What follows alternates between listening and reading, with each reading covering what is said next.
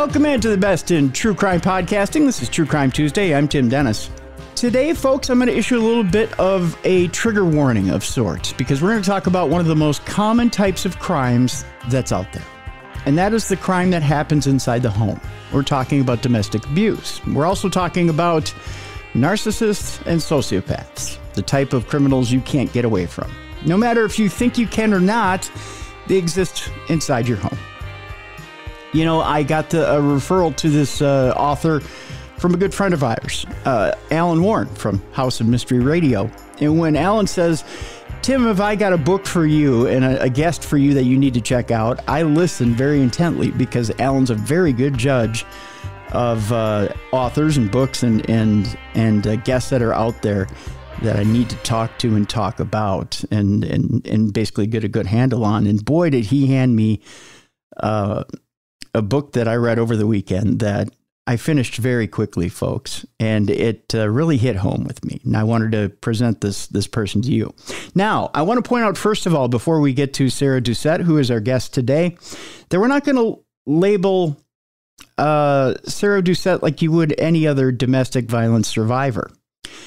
Sarah's moved past that. Sarah Doucette is now a happily married new mom who's taken charge of her life. And she's moved past domestic violence. She's now moved on with a brand new life, but she is reaching back and helping domestic violence survivors. So she's turned that page. She's turned that corner.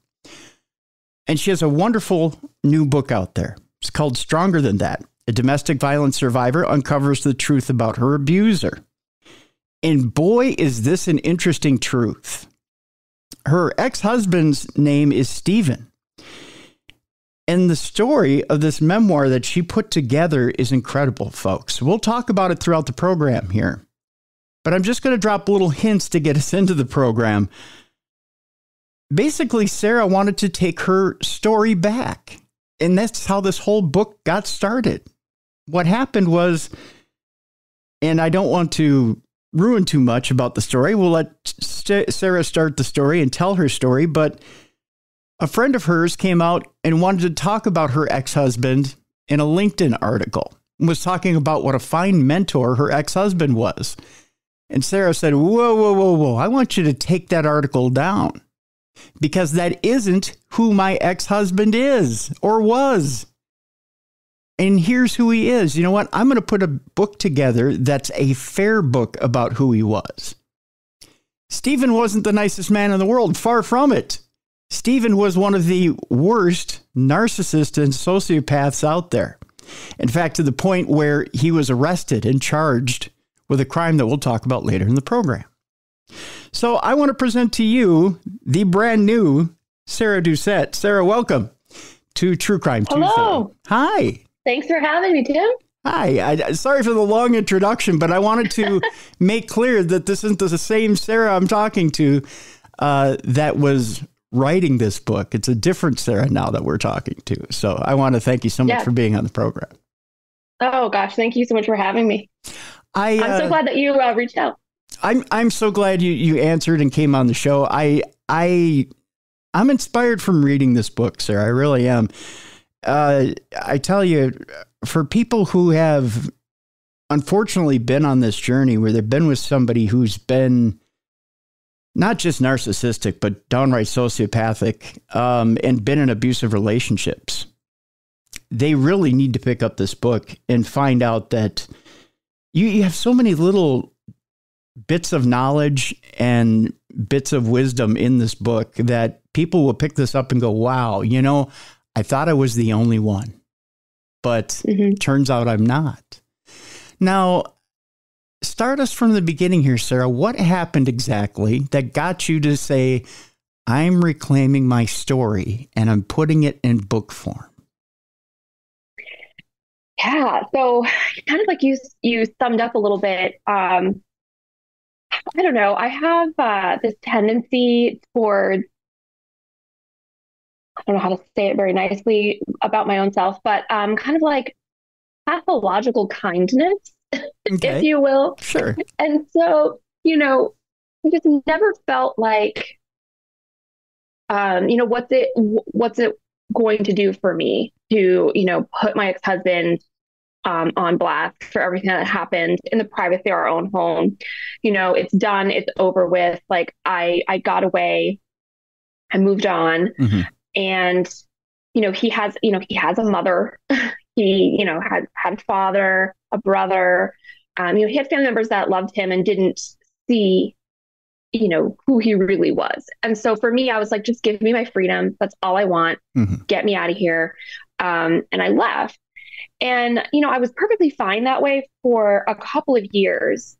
And then that article came up and I just saw red. I was just so upset that, he got to go on and live his life and not worry about a thing. People would, from our old peer group would, trickle information to me. He's out, he's dating, he's doing this, he's having all this fun. And I, on the other hand, would have a panic attack every time I saw the same green Jeep that he drove drive by, even though I had moved across the country to get away from him. Yeah. And so it just, it really felt unfair. And then when I saw that article and I saw that, he was, being glorified, and, one of the quotes from it was, "I don't care the wrongs that he did. I still think that Stephen was a force for good in this world." I just had to shut it down. Mm-hmm. Mm-hmm. At that point. I like, enough was enough. And I had a lot of people that I had recently started kind of speaking the truth about my story. So,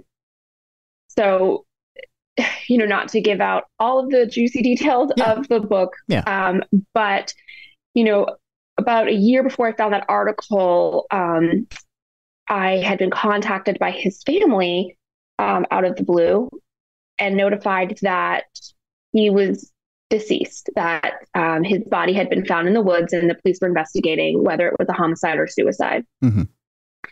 And so I just, at that point, started talking a little bit more about it. I felt a little bit of relief.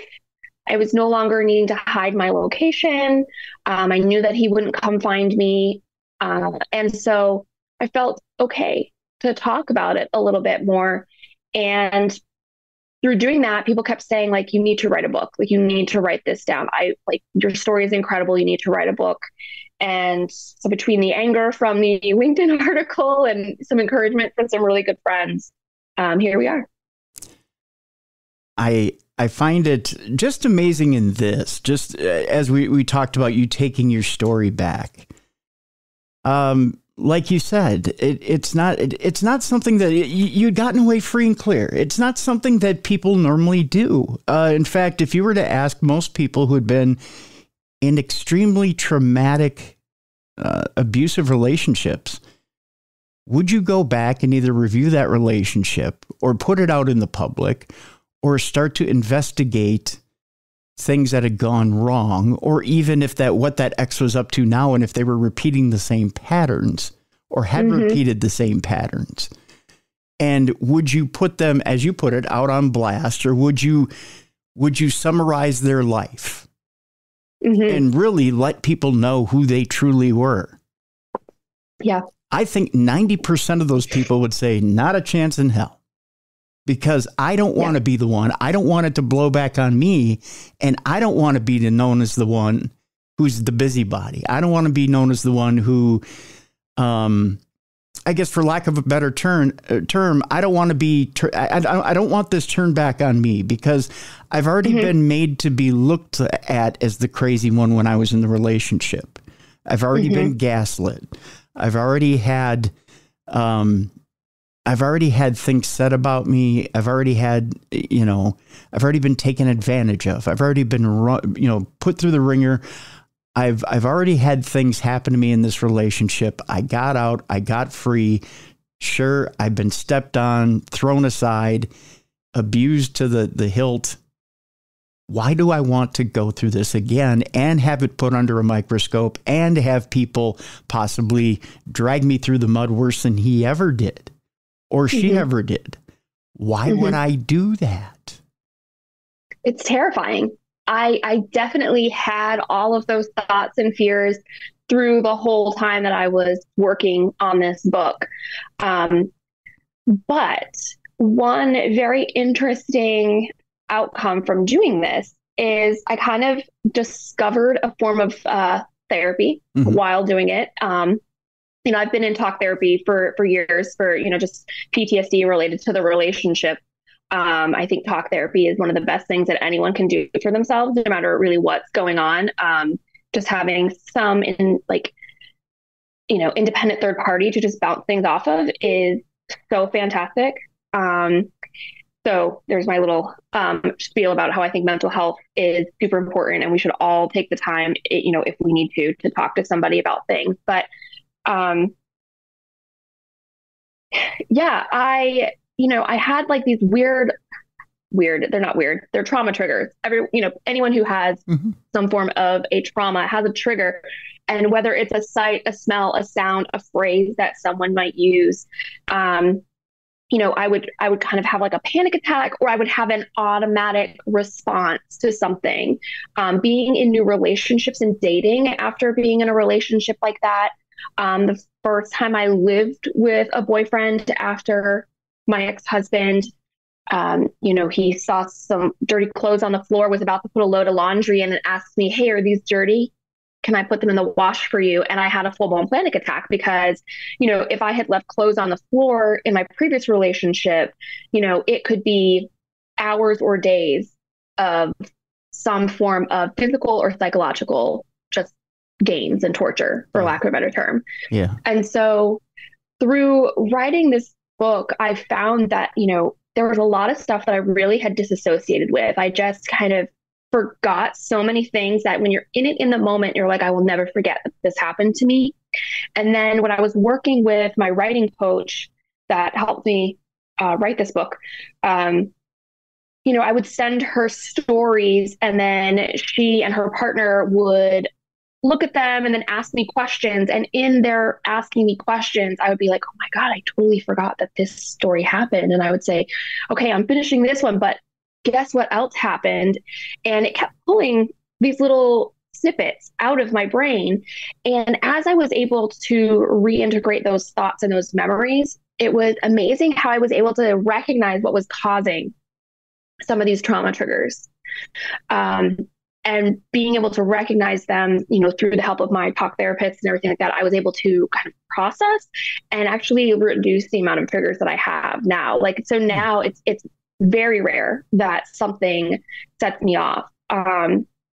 Still happens. I ended up having really bad postpartum depression and anxiety after having my child, and it happened at the same time every day.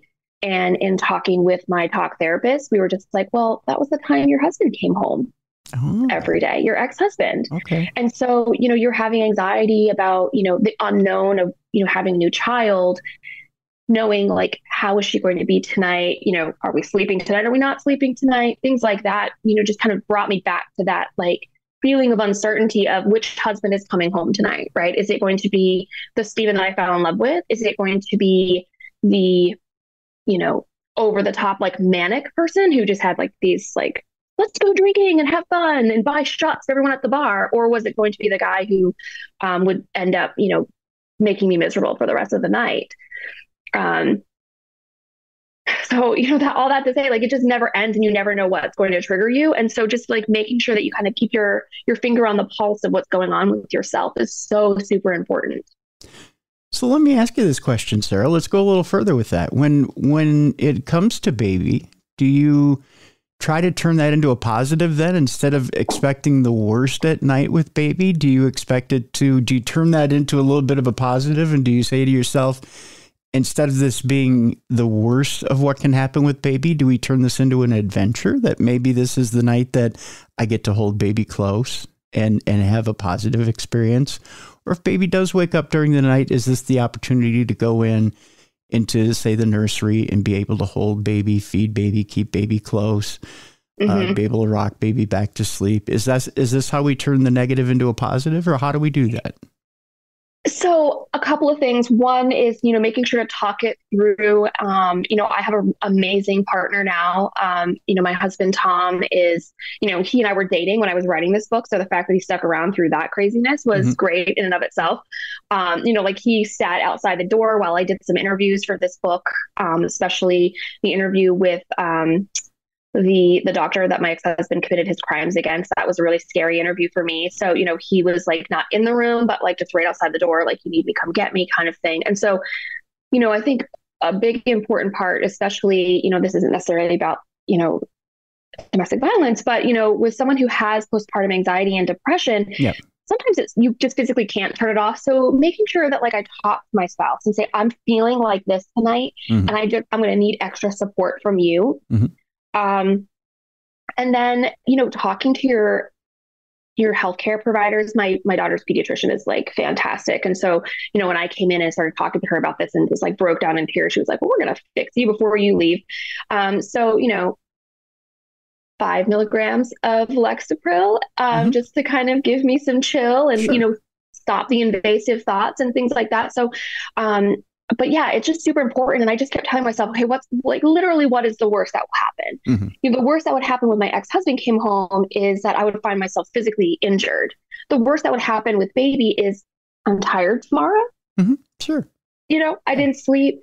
So, kind of reining that in and bringing it into perspective, was really a big part of how I got over that. And yeah, like still she's 8 months old now. We're teething. So we still get like some sleepless nights. And, like last night was one of those nights, and I just sat on the couch and read a book on my Kindle while she needed to be held for hours. Yeah.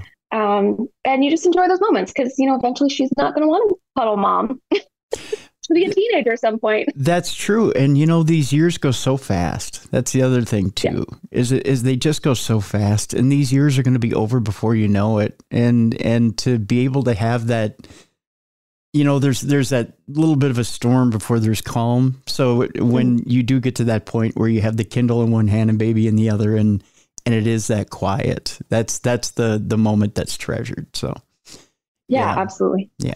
So, let's talk a little bit about those 4 deadly letters that you had mentioned just a couple of minutes ago, and that was PTSD. I think people who have never experienced it before don't realize how damaging it truly is and how quickly it can be built up. It doesn't take much to build it up. The brain really is a fragile thing. And we really don't realize how damaging we can be, not only to ourselves, but to each other. And how when we let somebody into our hearts and into our heads, when we unlock those keys and we let people in, we really are giving people the keys to not only build us up, but to break us down very quickly. Yeah. And we try not to think in negative terms. And boy, oh boy, did Stephen do a number on you. I want to talk a little bit about the beginning of the relationship if we can, because at the time that you first meet him, you're dating somebody else, aren't you? Yes. Okay. Yeah. I had dated this guy.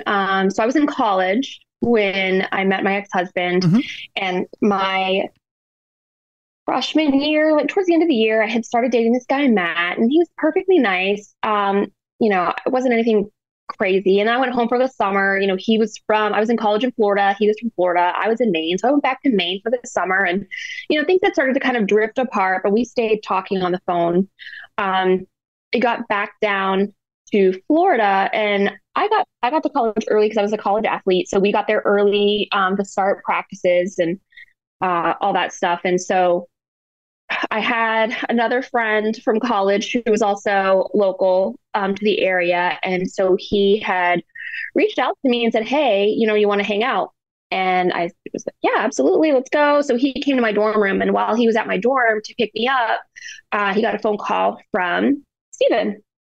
And, Stephen convinced us to allow him to dictate kind of where we were going and what we were doing. And, I was like, I had just gotten back for dinner, and Andrew and I were just going to like hang out. And, Stephen changed that. And so that's how I met him. And he was so fun. Mm-hmm.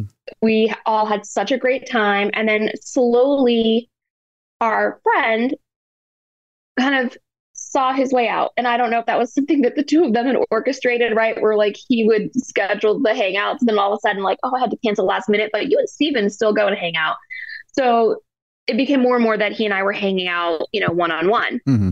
And, and I told him that I was dating somebody, and, so we were just going to be friends. And it started to kind of move a little bit past that. And then, he really convinced me. He's like, no, I think that you should date me. I think you like me more. All the kind of charming things that he said that kind of convinced me that he was the better choice. And so, yeah, he convinced me that I should date him instead. And so he basically, with me right there, like had me pick up the phone and call him and break up with him. And he kind of like guided me through it. It was just like, and kind of like like laughing and snickering about like the whole thing, and not giving two cares at all that, I'm like breaking this poor guy's heart. No. And he was pretty mad. He like never spoke to me again. We would see each other on campus, and he would just be like very like not happy with me. So now see, okay, in one respect here, now that's kind of a little red flaggish right there, Sarah. I mean, that's the, he's snickering in the background. Meanwhile, this Andrew, I believe you said his name was, you're breaking up with him over the phone. And I mean, it's kind of, it's a good way of putting this. I mean, it's not really your personality to do. You're definitely doing it because of Steven's insistence. Influence, insistence. He's getting a kick out of it because he doesn't care one way or the other. He just wants you. Right. And he doesn't care how his buddy feels. And it's supposed to be his buddy, right? He didn't know the guy that I was dating. His buddy was kind of like hooking us up. But either way, people like just be nice to each other. Like you shouldn't, be happy about somebody else's like misery or whatnot. But, he was very, manipulating like that. And at the time, I mean, gosh, I was 19. I was very young. I didn't really date before I went to college. I had one boyfriend for a month before going to college. I wasn't allowed to date when I was younger until I was about 16. Then my parents said, okay, you can date now. And by that point, I went to a very small private school. So everyone that I know had dated everyone. And I just was like, I don't know, it just felt weird to me. They were all friends with my brother. Yeah. So I tried dating one guy, and then I was just like, this is too weird. And so I just, finally when I went to college was when I really, started dating for the first time. And I wasn't prepared for, stuff that people did. I wasn't prepared for Steven. I never interacted with someone with his personality type before. And I was like, oh, maybe this is normal. I know people like date someone and they break up and they date somebody else. So, yeah. Okay. And you kind of convince yourself that, they just love me so much, like you, you make excuses for people and their behavior. So yeah. So he got me to break up with this guy, and then, he and I started dating, and the line he gave you was really manipulative. I mean, it was kind of a master stroke manipulative line to get you to go along. And then he hands you the phone. Do you remember the line? Can you give me the line again? Oh gosh, I don't know if I can remember it right off the top of my head. If I remember right, wasn't it something like, well, you're not really having feelings for this guy, right? But there's really something going on between you and I. So that's exactly it. Like he just kind of like I just remember, I can like physically see where we were. We were walking around this certain lake and just having a nice hanging out session and talking about like, who I was dating and how I was feeling about him. And, he's like, well, you just don't seem like you like him that much, but, like you like me a lot more kind of thing. And so, just just break up with him and then we should date. And, I was like, yes, you're right. Yeah. And then hands you the phone and closes the sale. It was the sales pitch. Yeah. He was a salesman. Yeah. Yep. Yeah. Yeah. Yeah. What's the saying? He could sell a ketchup popsicle to a woman in white gloves. Yep. Yep. Yeah. Yeah. That was definitely him. Yeah. And when I read that, I cringed. I was just like, wow, okay. That seemed like it came like one out of those cheesy manuals you get online to how to date a girl, Yeah. Yeah. He was very good at that stuff. I mean, like, he was so good about, doing like all these really sweet, like, he was the grand gesture guy, which I think is also a red flag now that, like, hindsight is 2020. You should just be like this, it should be kind of an even keel. Like, yes, there's like certain holidays, there's certain things where people go a little bit over the top, right? But like, randomly showing up my dorm room with like a dozen long stem pink roses. I had a performance that I was doing and I didn't have money to buy an evening gown for it. And showing up at my dorm room with a box with this evening gown that I had seen at a store and loved. So things like that where it was just like randomly just going way over the top, spending way too much money on me, showering me with like gifts and things like that, was definitely his MO, which again, I think, in and of itself can be a red flag. A lot of times people, they pick a fight, they yell at you, and then they apologize profusely and they come home with flowers and they beg forgiveness. I'll never do it again. I'm so sorry. And I think that was a pattern of behavior that I was unfamiliar with, that now if I was to see that happening, I'd be like, interesting. I'll give you this much. A lot of times that over the top stuff is a big red flag. There are some guys out there that like the romantic gestures and don't necessarily follow up with the abusive behavior, but they're few and far between. I like romantic gestures. My current husband does too, but it's sometimes you know what I'm talking about. Like sometimes it's over the top, like coming with flowers on a random Friday. Yeah. Totally cool. Yeah. I don't do it all the time. Don't get me wrong. It's not a constant barrage, but I do like my gestures. Yeah. And it's just it's hard to describe how like sometimes they can be manipulative. And even if there hadn't been like necessarily an abusive episode, but like if they feel you slipping away, right? Yes. It's like so like the woman that he was dating at the time of his death, he like took her to Germany. Like he was buying her trips.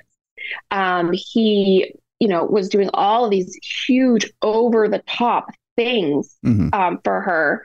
And, there was a pattern of that too, because there's another, girl that he had dated. I didn't talk to her for the book, but, I heard this story that like, he actually, stole a guitar for her from the store that he worked at. So without having the means, he would do these huge over the top, like romantic gestures, and just a little bit ridiculous. Yeah. Ridiculous, and buying the trip for Germany, like, he did that with the money that he had stolen, which we can talk about at some point about like his criminal charges. But, he was doing it through underhanded means too. So, there's definitely a little bit of a look twice.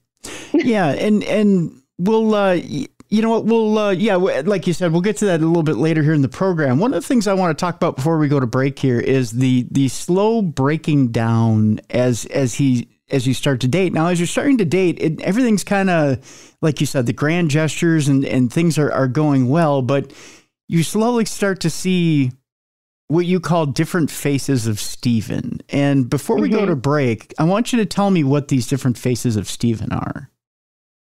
So I think like he even had names for himself. And I think I talk about them in the book a little bit, but there was like Steven, the Steven of Doom, Steve-O, and he just like was a chameleon, right? So, Steve-O was like the crazy dude, like think jackass style pranks and hanging out with his buddies and doing ridiculous things. And there's a story I tell in the book where, like he got one of his friends hurt and he just didn't care, right? He's doing something dangerous and he's just like, yeah, you're fine. There was the Steven, which was his kind of like salesman personality where he just like turned on the charm and, you would buy anything from him. Mm-hmm. And I'm not just talking about like merchandise as a salesman, you would buy any excuse from him when he turned the charm on. And then he had like the Stephen of Doom, which kind of sounds like his like sinister alter ego, but it really wasn't even that. It was just like when he just felt like he was a complete and utter like badass, he was just like, yeah, I'm Stephen of Doom. I'm playing video games and I'm going to the gun range and shooting my guns and target practice. And, that was kind of like the guy's guy, like macho alpha male kind of personality. So, yeah. Yeah, bizarre. I'll tell you what, we'll take our break here, Sarah. When we come back, I want to talk about how it went so good in the dating stage, if as good as it could go.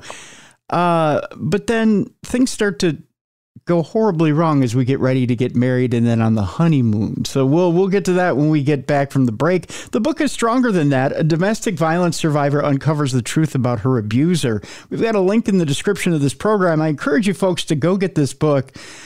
Again, it's the story of Sarah Doucette getting her story back from a friend who decided he was going to tell his story about what a great mentor Stephen was to him.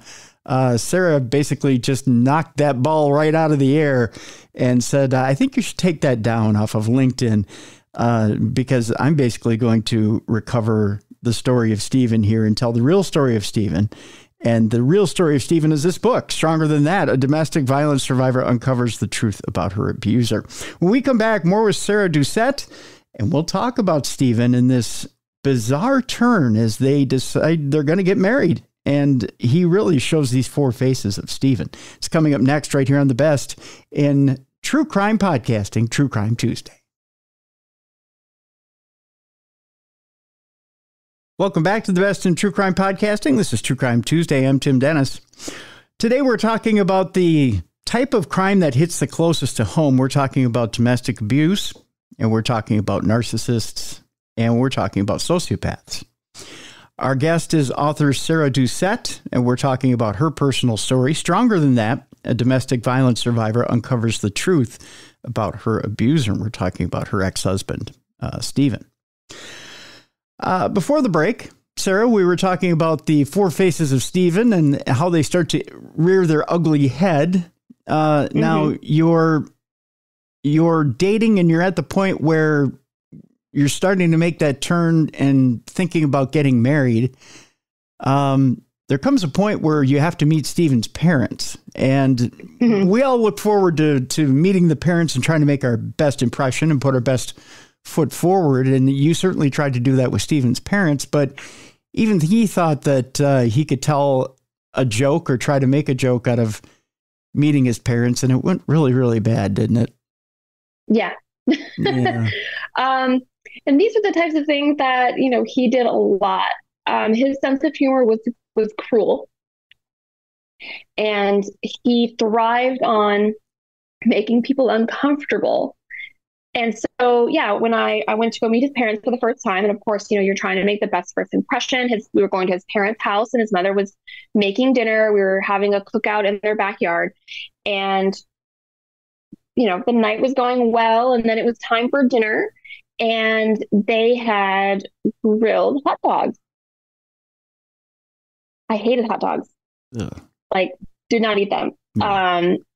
There's something, not so much the taste, it was just the thought of like the processed meat. Anyways, I couldn't do hot dogs. Yeah. And so we're there, and I'm like, okay, I'm trying to make a really good impression. Like, his mother, like, made all these like salads and all this stuff and made these hot dogs. Like, I will choke down a hot dog. Sure. So I eat the hot dog, right?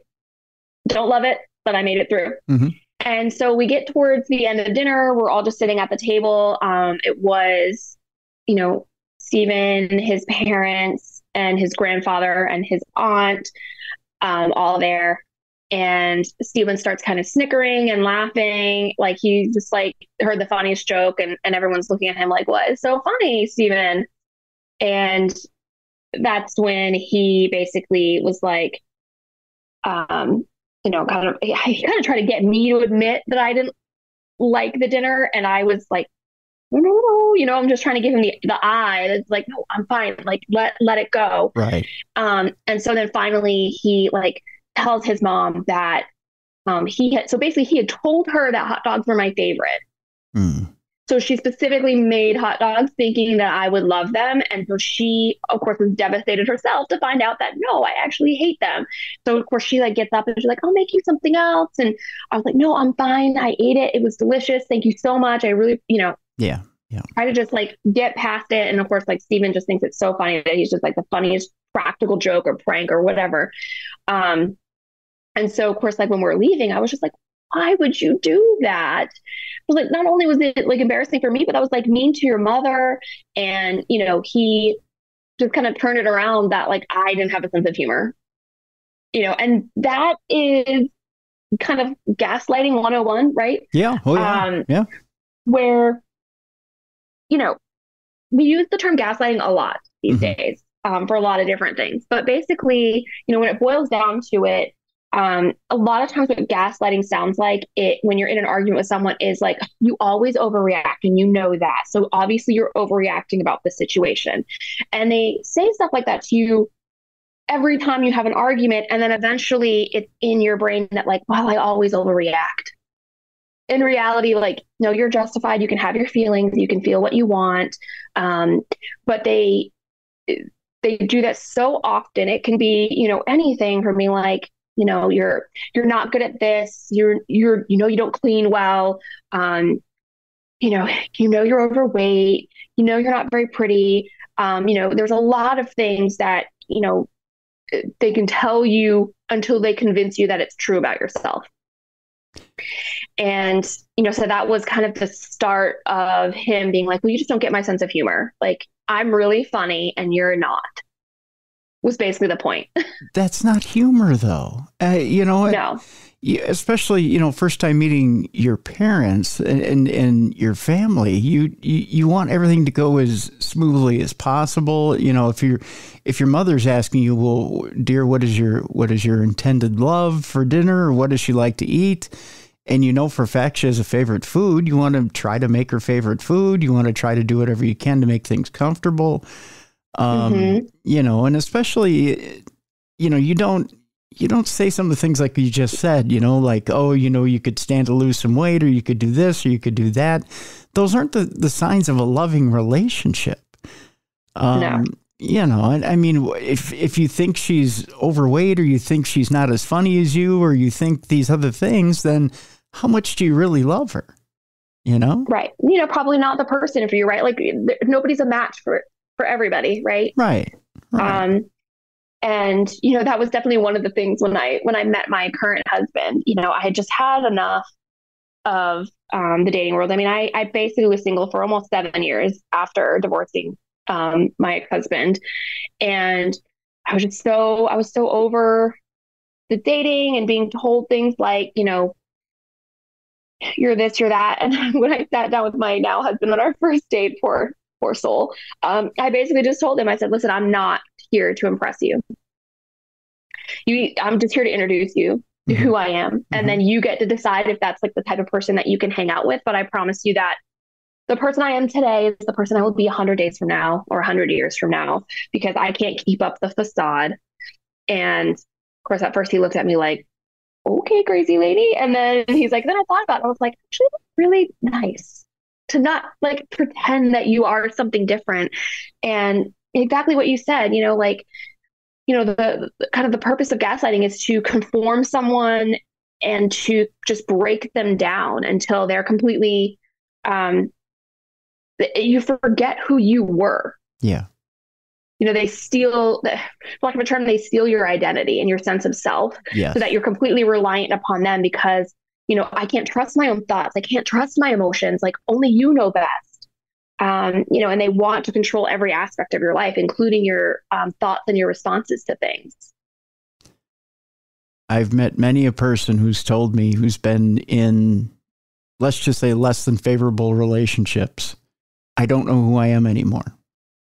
Mm-hmm. And that's a scary thing to hear from people that are in your world that you care about, that they say, I don't know who I am anymore. The person becomes your identity. Yeah. My life was Stephen. My life was making a home for him, was being his wife, was, like my social network. One of the methods of control is that they slowly alienate you from your social circle, right? So, he used to, feed little like worms into my brain about like my friends. And then eventually the next thing I know, I'm fighting with my best friend and I'm no longer talking to them. And until the next thing I know, I don't have any friends independent of him. So, they strip away your support system and your network until you're completely reliant upon them, for, emotionally, physically, financially, so that when you are thinking about leaving and you want something different or something better, you don't have anywhere to go. Like, how are you supposed to leave? You have no network. You don't have any friends. As far as you're concerned, they all hate you, when in reality, they're just waiting in the wings for you to reach back out because they probably have sensed that something's wrong, but they don't know what to do and they don't know how to act either. You mentioned something in the book which I thought was interesting too. We don't talk a lot of politics on the show at all, but you had mentioned, and we won't even say which side of the fence it was on, but you had mentioned that he had said something about, maybe it was a political post with your best friend. Mm-hmm. Your best friend had said something. He had even turned you against your best friend over a political post, was it? Mm-hmm. Yeah. And so I just remember she had posted something on Facebook, and I didn't call her out specifically, but I posted something that was like, anyone who thinks this way is, I don't even remember exactly what I said. And she had kind of reached out to me and was just like, are you talking about me? And I was like, well, if the shoe fits. Wow. And which is like, that was not me, not my personality. Yeah. So it like kind of drove a wedge in between us for years. We eventually did rekindle, and we're back to being absolute best friends again. But yeah, it's just so crazy how, and I had been friends with this girl. We met when I was 12 and she was 14. Yeah. Yeah. And I was in my 20s when this happened. So, we had been friends for, like 7+ years, and he was able to like slowly just, and it's methodical. It's not like it happens like overnight. It happens slowly. Oh, I don't like that she said that to you. Oh, I don't like the way that she treats you, or just these little manipulating things. And finally you start to see things their way, as diluted as it is. The story of your honeymoon was absolutely chilling. Tell us a little bit about how that kicked off and how it continued to get worse and worse, Sarah, because for our audience, you think of a honeymoon as being such a happy time. You're freshly married and you have the love of your life with you, and you're going to take off and see a new adventure in a new land and just get to know each other a little bit better. Tell me how it was with you and Stephen when you took off for your honeymoon. So I think I start that chapter by saying the honeymoon was over as soon as it started. It was pretty immediate. We got up early in the morning, we got to the airport, and in the airport it started. He loved a good audience, and he felt like whatever he said, everyone in the vicinity should hear. So, he was one of those people that he would be having a one-on-one conversation, but he'd be speaking loud enough for everyone in the vicinity to hear. And he would also be making eye contact with you.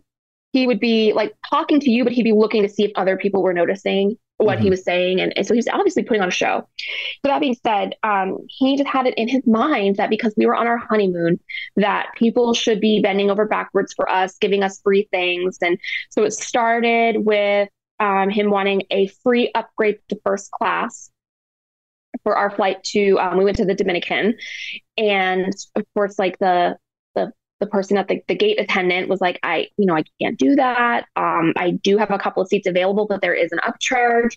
And he just kind of started being belligerent with this poor woman who's just doing her job, right? Yeah. And so I starting to get embarrassed, go up and try to diffuse the situation, and just kind of like touch his arm, and I'm just like, hey, like, come back, sit down, like, I'm okay not being in first class, like, we'll make it work, it'll be fine.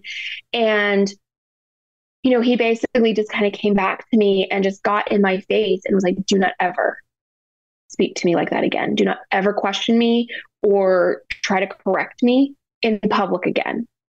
And I was just like, whoa, okay, this was new. Mm-hmm. Like, he'd never been quite that direct about, or threatening, I guess, is really what it felt like, because he had like a nice tight grip on my arm and was just kind of like, don't you ever. And I was like, oh, okay. So I just kind of sat down and I'm trying to just move on. He pouted the rest of the day. Even when we got to the resort, it was more of the same, like just trying to get things. Luckily for us there, they did upgrade us to not the honeymoon suite, but like something else, like a nicer space. So I was like, I didn't want to go through that again. So yeah. They did do that. But and the rest of the trip was just, a lot of just him being a jerk, for lack of a better term. There's another story that I talk about in the book.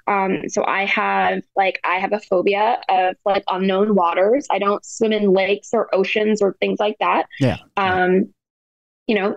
I never know what's in there. I don't want things touching me. I feel like a lot of people also get skeeved out by that, but maybe not to the extent that I do, where I, full-blown panic attack. Well, something, Sarah, they find dead bodies in murky water too. I don't want to add to your phobia, but there's that too. But with that, continue. Well, and I lived in Florida for a long time. Like, you don't go swimming in lakes and stuff in Florida because there's 99.9% chance there's an alligator in there, like, or there's water moccasins. Like, there's icky things in the water.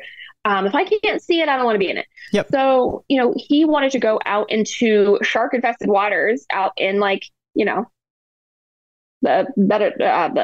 like Bahama type area, right? Like, it's like a tropical area, and he wanted to go out beyond the barriers. Like, I was like, I can go in the water with you, right? There's a barrier that I can see that like should be keeping all this stuff out. I can see the bottom, like I'll go in like waist deep, whatever. But he wanted me to go like sea kayaking. And I was like, no. And I was like, I'm too scared. I can't, like, I'm starting to have a panic attack just thinking about it. I'm like, there's no way I can do it.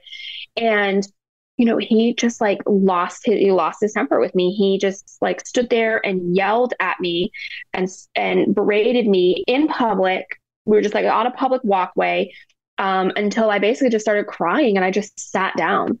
I just sat down on the ground, and I was like, I don't know what to do. Like, I can't physically make myself go do it. And yeah, it was a horrible trip. I mean, who wants to be like brought to tears and yelled at by their new husband, while they're in another country? Yeah. And I encourage people to read that incident, because you're giving him credit here. He sat, he called you names. He screamed at you. He berated you. All over the fact that you didn't want to go kayaking. If you had a phobia with it, the easiest thing would have, if you really wanted to go kayaking, would just to say, you know what, dear, you don't have to go.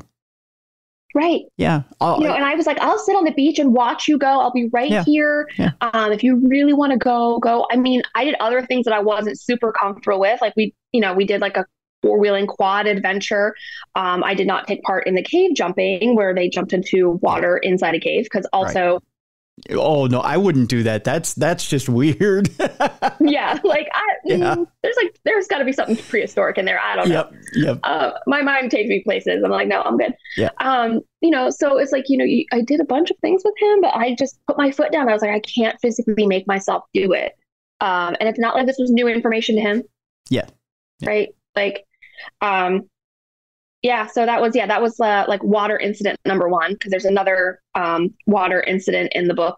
Yes. That if you thought that was chilling, that other one is worse. Yeah, we'll let people read that for themselves. But and things continue to spiral out of control, to the point where I think it's safe to say, Sarah, he pulled a giant boner on the way home. And tell people exactly what seating arrangements were on the way home.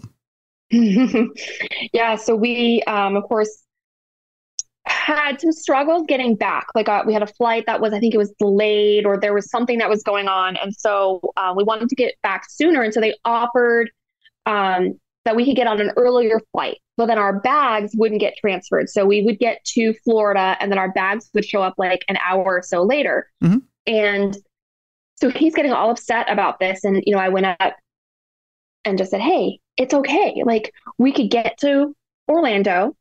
Let's go get some lunch. Yeah. Your parents are coming to pick us up. Like, let's all go to lunch and we'll, you know, kind of talk to them about our trip. And then we'll swing back into the airport and grab our bags and then head home. Mm-hmm. I'm thinking, no big deal. Right. And he was so upset at me for once again questioning his decision making in front of people, that he said, fine, put us on the flight, but do not sit me next to her. Wow. And so for the flight back from my honeymoon, I sat in the very back of the plane and he had a seat up in the front of the plane, and he did not speak to me for the rest of the trip. We get off of the plane. I catch up with him because he just like got off and took off. And again, like, he wouldn't speak to me. So we're just quietly walking down to go meet his parents. And then we see his parents and it was like, hi, so this is a great trip. And he's like, grabbing my hand and pulling me up close to him and just talking about how wonderful our trip was. And we went out to lunch. And again, he just put on this whole show about how like wonderful it was, how in love we were. And it was, I mean, you get whiplash with this dude. Yeah.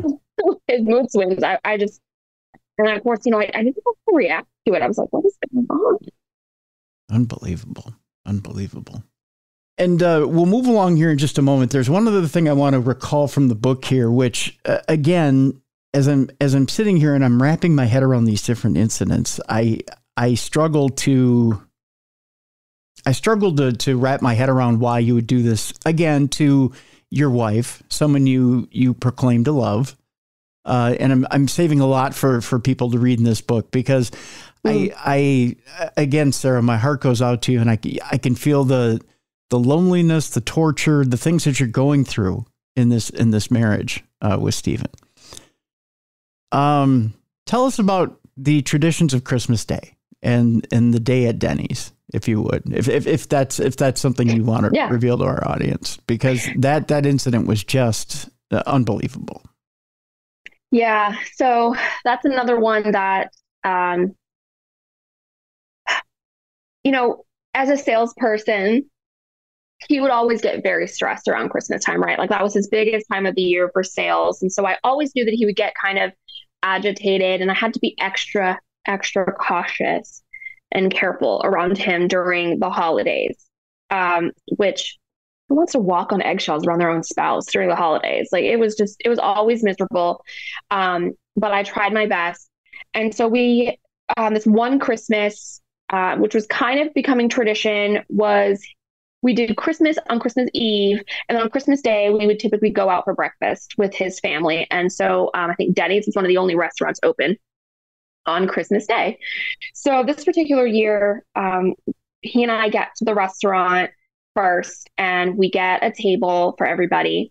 And so we're sitting there, and the time for everyone to arrive comes and goes. And so he's getting very agitated. Where is everybody? You know, and he's getting mad at me about it.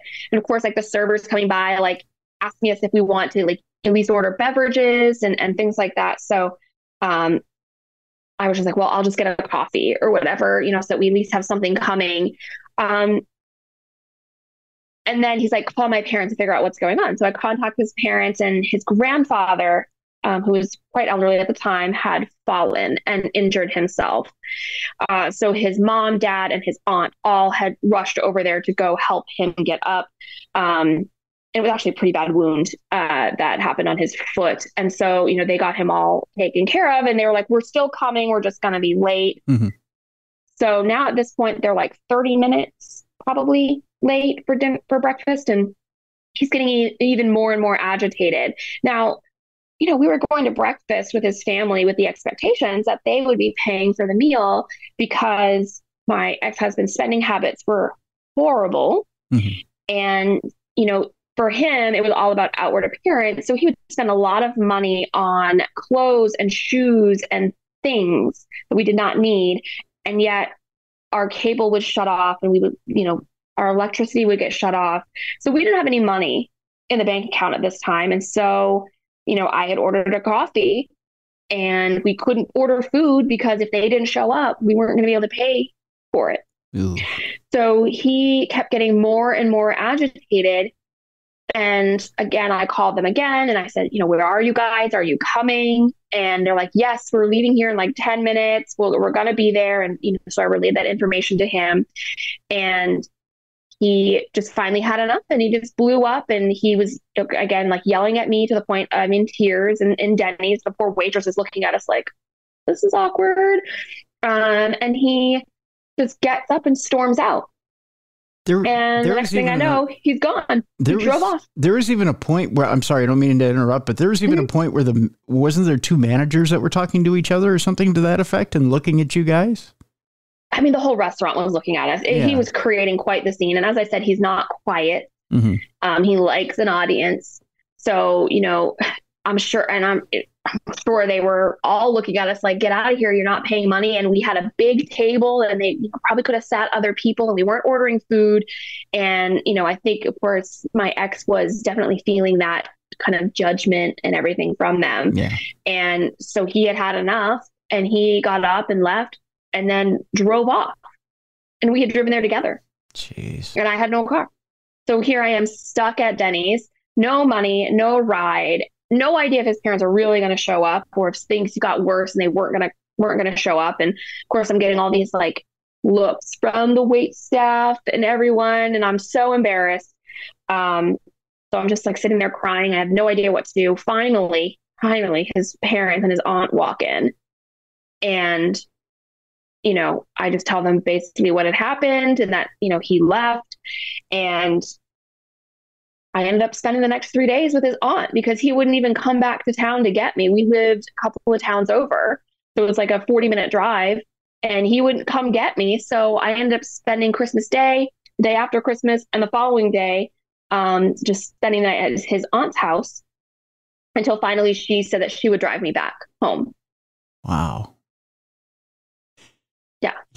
And that was his way of being punishing towards you? He just decided... Mm-hmm. I'm just going to leave you with wherever you are, and that's it. Mm-hmm. You can find your own way home. Yeah, like figure it out. Like this is obviously your fault. You convinced me to come to breakfast. Whatever is going on in his head, somehow it became my fault, and so he was just going to leave me there, and I could figure it out for myself since I ruined his Christmas. Wow. Now, speculation on my part, but this was very close to the end of our marriage. This was actually, I believe, the Christmas right before we ended up getting divorced. Okay. Or getting separated. So I'm fairly certain that he had a girlfriend at the time. I talked to her in the book, so you can read the interview that I did with the woman that I suspected of having an affair with my husband during our marriage. And I suspect that he really just wanted an excuse to leave and go hang out with her for Christmas. Yep. She never admitted that. I didn't come right out and ask her either. Mm-hmm. So we'll never know. But yeah. Without spoiling too much of the book, I will give you and tip my hat to you over this, the fact that you were very classy when it came to burying that part of the history between you, your ex, and his indiscretions. Mm-hmm. You didn't take what could have been ill will or ill feelings towards that other woman or other women, and you didn't take it out on them. If anything, you dealt with it with class, and you said, you know what, I don't hold anything against you. I just need to finish the story. I need to figure out what he did and and how your role was in this and what were your dealings with him and what were your experiences with him. I just need to figure out how your relationship with him differed than my relationship with him in order to put together the story. Now, I need to ask you this in that respect. How is it you take off your own personal feelings hat and take that and put that aside, and you almost put on a journalistic hat? How do you switch that? Because I would think after all these experiences you've had with him and nights where you spend wondering, well, is he out with another woman, and in developing that ill will, how do you just take and set that aside and go, you know what? I now need to face this woman and figure out what the real story is. What drives that to switch those feelings off? You know, one, it had been a while. You know, I didn't write the book right away. And it took me, I think, 3 years from when I put pen to paper, you know, to get through and finish the book. So time is definitely something that helps you, you know, feel a little less angry, gives you time to kind of self-reflect as well. And in my mind, especially with her, I had very mixed emotions about it because there was a part of me that was like, well, she was one of his victims too. Mm-hmm. Right. I don't know exactly what happened, but I'm going to approach this from the aspect that, one, she won't talk to me if she feels like I'm going to attack her. I wouldn't. Yeah.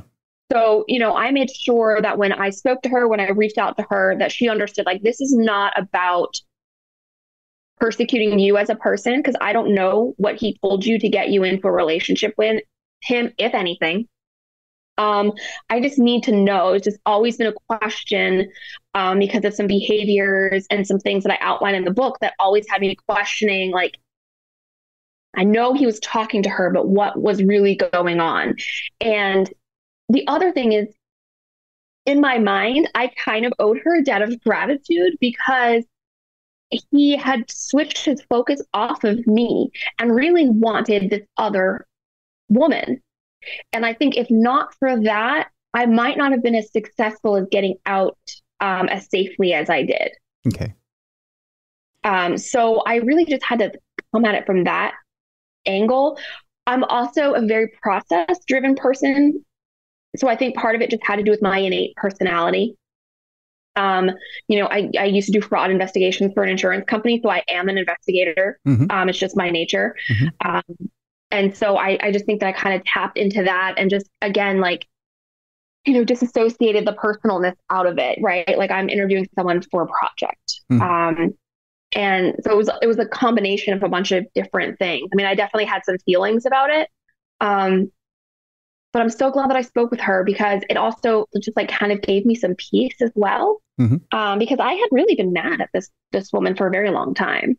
I bet. Mad and jealous, you know, during my marriage with my ex-husband, you know, I went from being a college athlete, volleyball player to, you know, being, you know, quite overweight.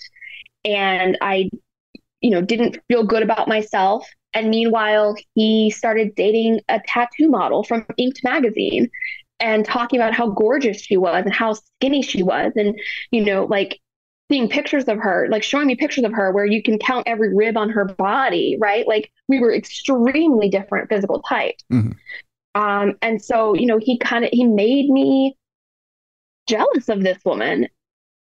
And so I had really like harbored a lot of that. And, you know, talking with her kind of closed the chapter for me on that. The end of the program, I'm going to ask you a very hard question to answer, but I think it'll put a lot of things in perspective. But I'm going to hold on to that till the end of the program. And it does have to do with you, and it has to do with these different girlfriends. And it's going to lump all of you into one single dichotomy. And it'll be an interesting question. It'll give you something to think about.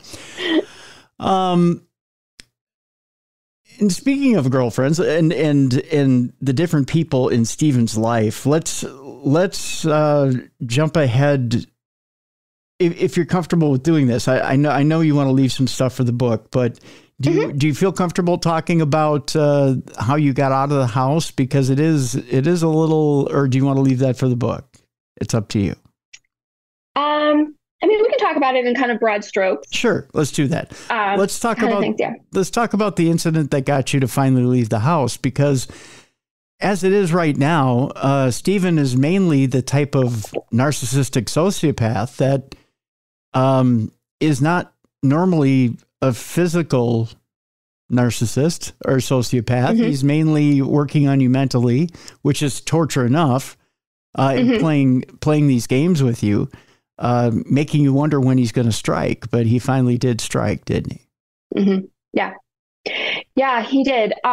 So the first thing to understand is that something had happened in his little brain that he decided that discussing divorce with me was a really good idea. So he actually had brought up us getting divorced probably a week or 2 weeks before I finally left. And he brought it up and had this whole plan about how we would split everything. We would get divorced, not tell anyone, and then have a party with all of our friends and family, and then say, surprise, we're divorced. Whatever. Weird. And so that was his like plan. And then we got to the end of this conversation where I'm like literally sobbing at the dinner table, right? Because I'm like, oh my God, my marriage is ending. And then he's like, but let's not get divorced. Let's just stick a pin in it. We'll talk about it more later. Mm-hmm. And so, I took a couple of days and thought about it, and I was just like, I'm miserable. Like, I don't love this person anymore. Like, he obviously doesn't care for me all that much. Like, he's so mean to me all the time. So I was like, he's talking to this other girl while he's in bed next to me. Like, this might be my opportunity to like get out, and he's not going to be that hurt about it. Yeah. So he's not going to try to convince me to stay. So a few days goes by, and I go to him and I say, listen, I've thought about it. I think we should get divorced. And he just says, okay. And he goes in the other room. So I go in our bedroom, and I said, we've got a spare room. I'm going to go sleep in there. And, I'll start kind of divvying up all our stuff, and our lease is up in like 2 months, and then we'll go our separate ways. And he was totally fine with that. So I moved into the spare bedroom. So this was right after Christmas. We had gotten married on January 3rd. So our anniversary was coming right up around the corner. So I had been living in that other room for about a week. And on our anniversary, he ended up coming home that night after being out super late with his friends. I was in bed, asleep, and he came home very drunk, and he came into my room. And he wakes me up to let me know that he bought me an anniversary present, which was a bag of string cheese. No idea why. I wasn't really like a string cheese eater. It was just like, whatever. It didn't make sense to me either. Yeah. No, super bizarre. And so, I'm just like, okay, well, thank you. I appreciate it. And he's like, well, aren't you going to eat some now? And I was like, well, no, it's like midnight. I'm not going to eat some now. I'm sleeping. I was like, but if you put it in the fridge, I'll have some tomorrow. And that was it. That was like his trigger. He just went off and, really kind of started just verbally yelling at me. He slapped me in the face with a bag of cheese. Like, it was just like the craziest thing. I'm like, it's like, even looking back on it today, I'm like, did this really happen? It's just so crazy to think that like that was my life and I lived through this. And so that was really the first time that he overtly assaulted me. Yeah. And it lasted for quite a while. A lot of it was just, barricading me in the room and yelling at me and then leaving and then coming back and then leaving and then coming back. And then, he started putting hands on me. And, I just remember just being kind of in the fetal position in the corner of my bed, just like waiting for it to stop. And finally, after, coming back a couple of times, I hear him snoring. So he had like finally passed out drunk or whatever. And so I just grabbed what I could, a few changes of clothes, a pillow, a comforter. And I hopped in my car and I left, and I never went back. And that car became my home for, at least about, I think it was about like 2 weeks ish. It could have been a little bit longer. I kind of judged periods during that time based on like when I was getting paid, because there was a lot of stuff going on with our finances at the time where he was taking all the money that I had, so I couldn't get an apartment. And so it was basically I had to go through 2 pay cycles in my car, living in the parking lot at work, showering in the gym that was in the downstairs of my work. And then I was 6 months into a 16-month long MBA program. So I was just like going to work, going to class, then driving around or hanging out in the library, and then going back to work and parking in this parking spot under some trees in the back and like sleeping there. And then I'd get up and do the same thing the next day until I finally just had to call my parents and say, I can't get my hands on my money fast enough for him to not get it. And I need a place to live. And so, my parents ended up putting like First Last Security down on an apartment for me. Yeah, thank God for them. And he was spending it on just wild stuff like iPad minis and spending $200 at Best Buy, just weird stuff. Yeah, Lucky Brand jeans. Like, I was like, so weird. I would go in and my account would be overdrafted by hundreds of dollars, and I'd look at the charges, and it was all, trips to the mall. Yeah, like a teenage girl. Yeah. Bizarre indeed. Sarah, I want to skip ahead a lot here, and we're gonna leave a lot out there for people to read in this book, because the end of the book gets really, really good. It's when you start to do the investigations with the different players that are involved in Steven's life after you've left him and he started to live his life, and really the wheels come off the cart. But the one part I want to focus on is the thing that gets him in the most trouble. As he's working at Musician Center, he gets himself fired and goes to work for a doctor that is a client at Musician Center. He's a musician in his part-time. I believe he's a plastic surgeon. Is that what is his primary job? He is a surgeon. I will say that I did change a lot of the names and vocations and locations to protect people's identities in the book. So he was a surgeon and was starting up his own practice and needed a business manager. Yes, he needed a business manager. And I guess to his own behest, he hired Steven, believing he was competent enough to do that for him. And Steven really did a number on him. He... I guess to shorten it up for our audience, he went in, he opened up credit cards in the doctor's name, business accounts, and drained those accounts and focused on a girlfriend, his very last girlfriend in life. And you had mentioned before, an expensive trip to Germany was one of those things that he had spent on that. He had bought guns. He had bought, if you thought and he took you for what, 30 grand? Was what he ended up taking you for? Yeah. He took the doctor for, was it 175 grand? I think in cash, it was, about 175. And then in physical gold and silver, it brought the total up to, I think, around $250,000 is what he stole from this guy. He basically like, he was a criminal mastermind, honestly. Like I like this is the type of stuff that you hear on like Catch Me If You Can or whatever, where he forged letterhead and signed this guy's name, allowing him to have another credit card in his name from this guy's account, and then upping his credit limit from like $10,000 to $30,000, spending all the money. Then he somehow got his way into the guy's retirement accounts. So he would transfer money from his like Fidelity accounts or whatever they were for his 401k and use that money to pay the cards. So the guy wasn't getting bills about it. Yep. And then he somehow got the bank to allow him into the guy's social security deposit box at the bank and physically took gold and silver out and sold that for cash. Yeah. The engagement ring he bought for his last girlfriend, he had a diamond dealer come to the doctor's house and sell him a diamond that he bought with this guy's money. And it was right in front of him. It was the diamond dealer that the doctor had introduced Steven to. Yeah. Yeah, it was like a friend of his. Yeah. Yeah. I mean, you want to talk about getting screwed 8 ways to Sunday. Stephen had done that to the doctor. And the thing is, he had done the same thing, like I was his practice, right?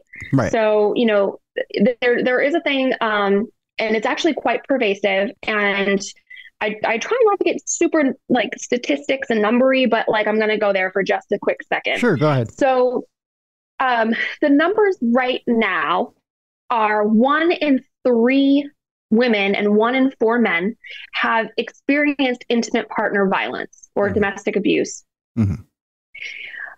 Of that number, so of that 1 in 3 women, 92% of them cite finances as an issue in their relationship. 75% of them say that's the only reason they don't leave. It's because they don't have access to money. They're broke. They're going to have to be homeless. Maybe they have kids. Like I was lucky that I could be homeless because I didn't have children with him. So I could just go live in my car and just worry about my own self.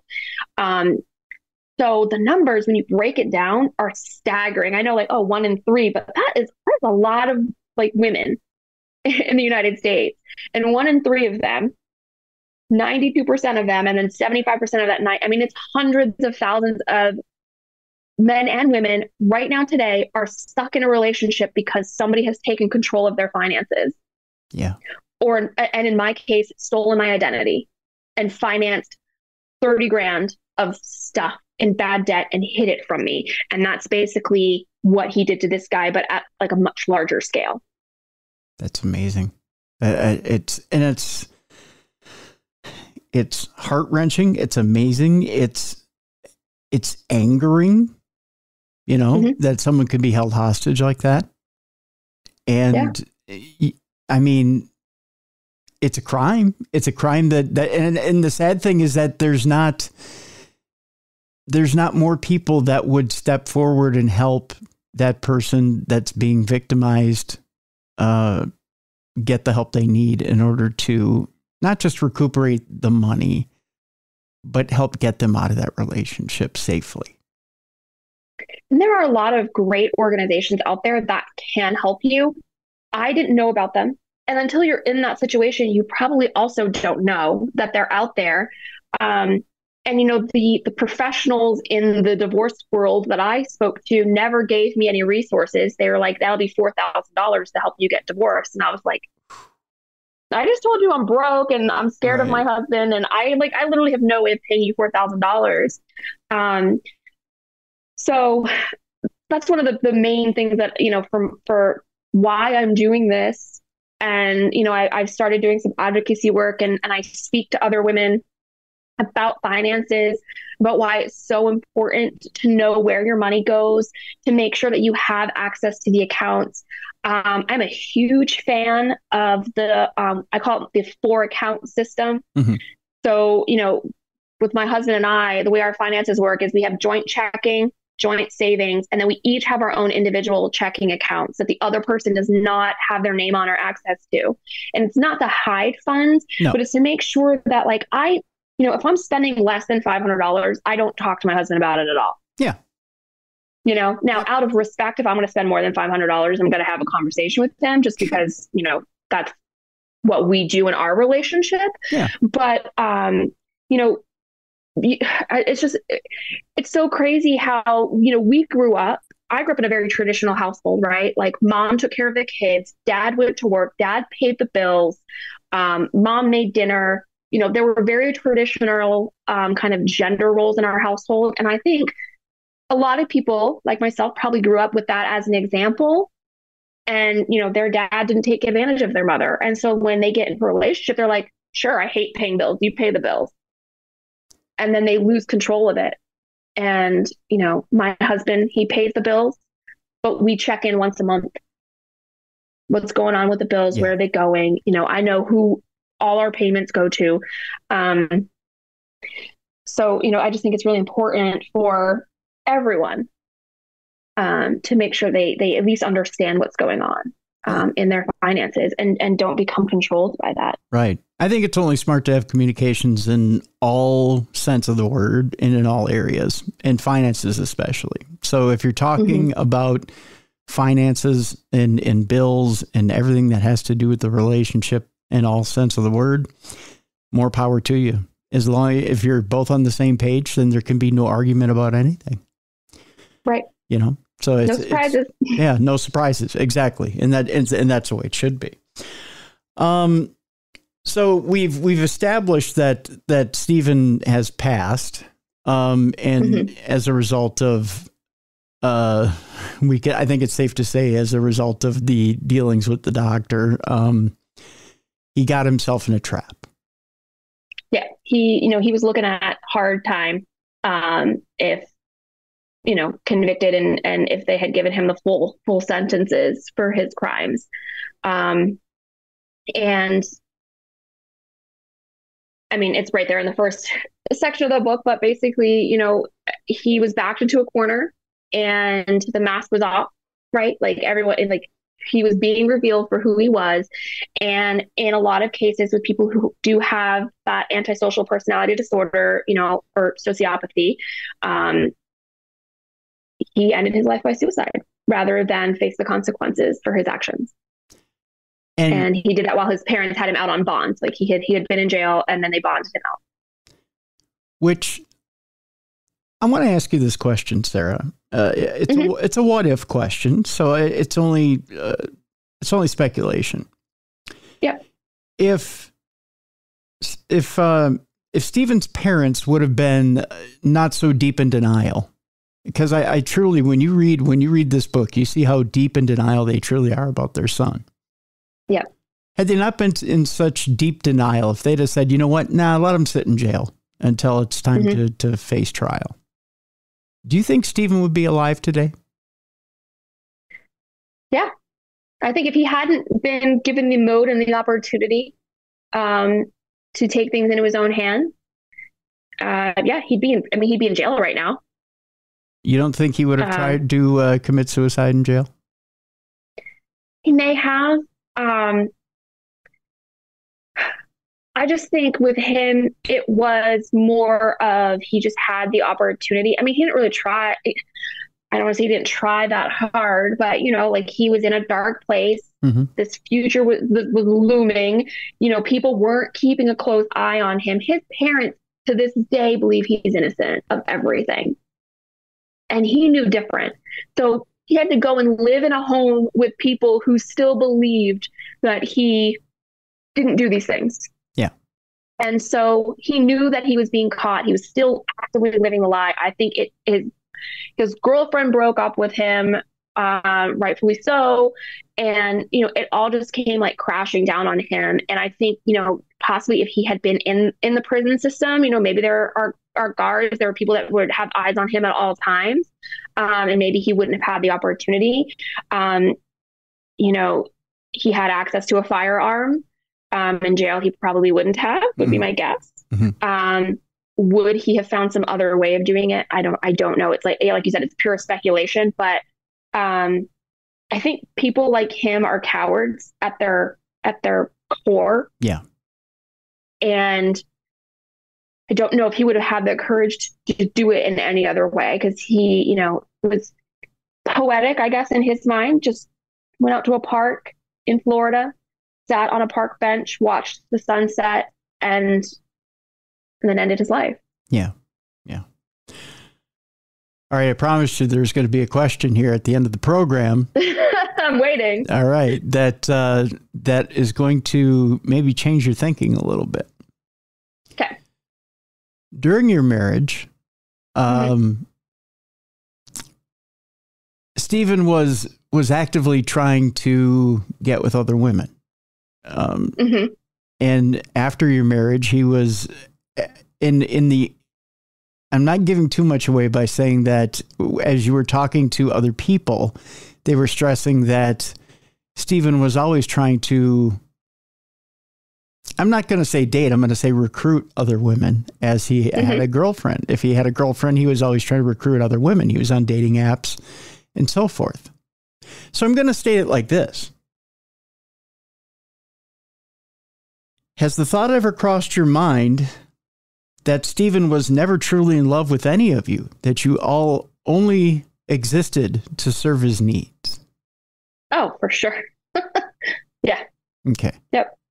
I one of the common arguments that we had, or things that I would scream very loudly in my head, is I felt like my role in his life was to be a caretaker and a maid.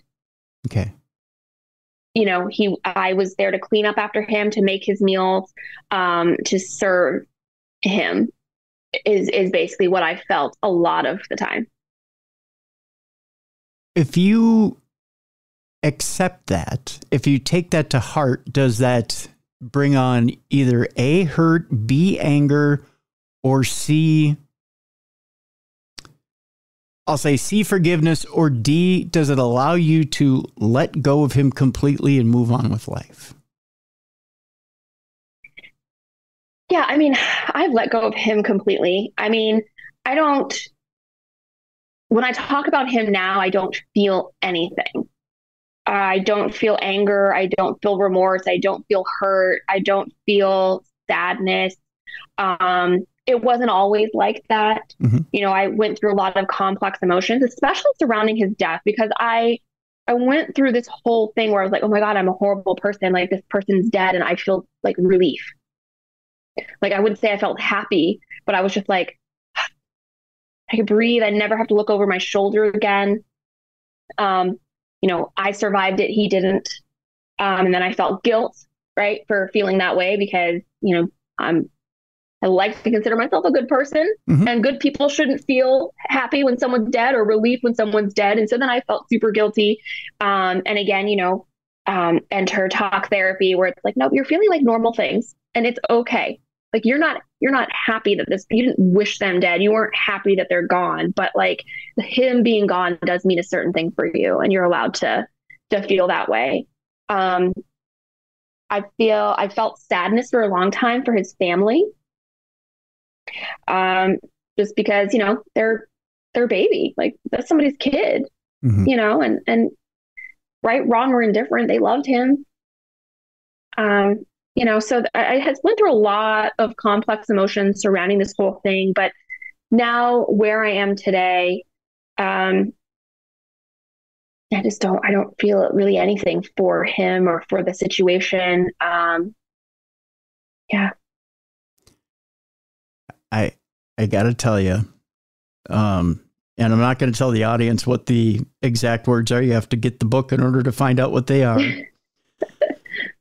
The most honest, brutal reaction in this book to Stephen's death is the doctor's reaction. Mm-hmm. And my mouth dropped open when I read it. Mm-hmm. And I thought, wow. But I could see why he feels that way. Yeah, I do not blame him for what he said. And I understand why he would say it. I understand why he felt that. And he, you know, at the time that I talked to him, was still very much in it. Mm-hmm. He was coming up on the end of the statute of limitations to recover damages from Stephen's estate. He was working actively on lawsuits with the bank that allowed this man into his accounts. Stephen's family was actively running a smear campaign on him, trying to twist everything that, like, he was lying, he made all this up, like, all of this stuff. And, you know, so it was very raw for him. And yeah, so I totally understand as well why he said what he said. It shocked me in the moment.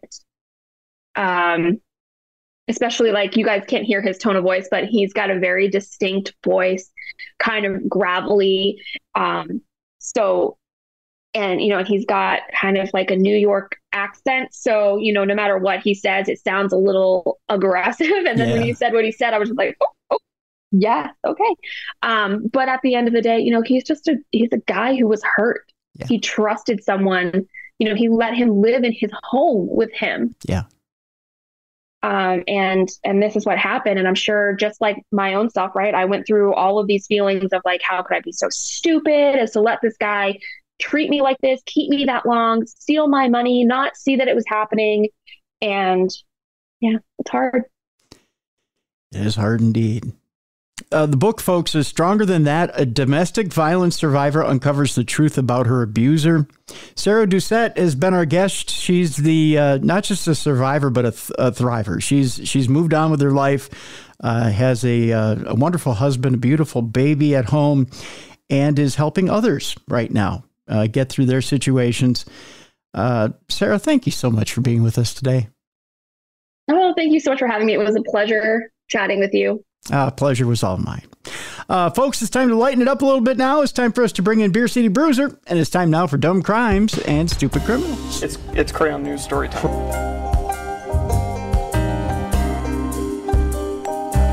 What happened with this dude, Christ Bearer? I heard he cut his penis off and then jumped off a balcony. Suspect pulls gun from butt, shoots twice at Denver police. What is your emergency? I need help. And what's the problem? I'm too high. You're too high? Yeah. It's that time once again. It's time for Dumb Crimes, Stupid Criminals, and to do Dumb Crimes, Stupid Criminals, we need a co-host. So I went out and got the co-host with the most, the BCB, the Big Cuddly Bear, Beer City Bruiser. How you doing, Bruiser? I'm doing fantastic there, Cruiser. And happy, lovely Heart Day to you. Oh, it's coming up soon. Yeah, end of the week. Yeah, it's... Well, I meant Valentine's Day. Oh, yeah, Valentine's Day. too. You know, I didn't think about that. I got to tell you, when I booked Sarah Doucette, you know, my days are melding into each other. When I booked Sarah Doucette for today's guest, I didn't think about that. I'm thinking people probably think I'm a dick now.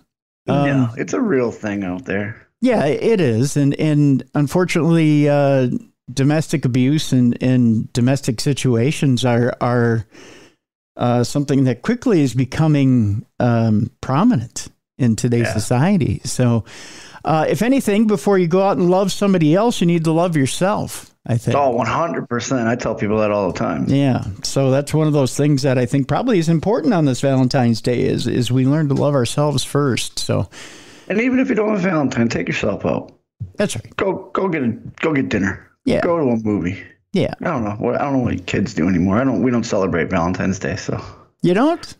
Nope. No, we do. Like when the kids were younger, we did, because like giving them gifts, like not the kid, but like candies and stuff like that to teach them, hey, this is what it's about. Yeah. But yeah, Mrs. Bruiser and I, we know we love each other 365, so we don't go extravagant. I did 1 year and I got yelled at. Really? Yeah. I bought flowers to be delivered and they got delivered and I got yelled at. You got yelled at, huh? Yeah, I shouldn't be wasting the money is what I was told. Wow. Well, so, yeah. I guess that, do you go out to eat and do nice dinners and stuff like that on occasion? Nope. No? Nope. We sit at home and play Call of Duty and do nothing. Huh. Okay. Yeah, we both, when we first started dating, we're like, we don't like this holiday. It's stupid.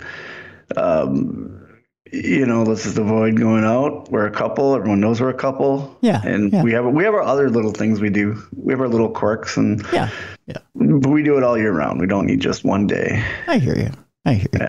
Well, it's nice that the two of you know that and acknowledge that there's 364 other days out of the year that you still need to maintain and keep things strong. So yeah, and we do stuff throughout the year, and we don't do big Valentine stuff. It's just I don't know.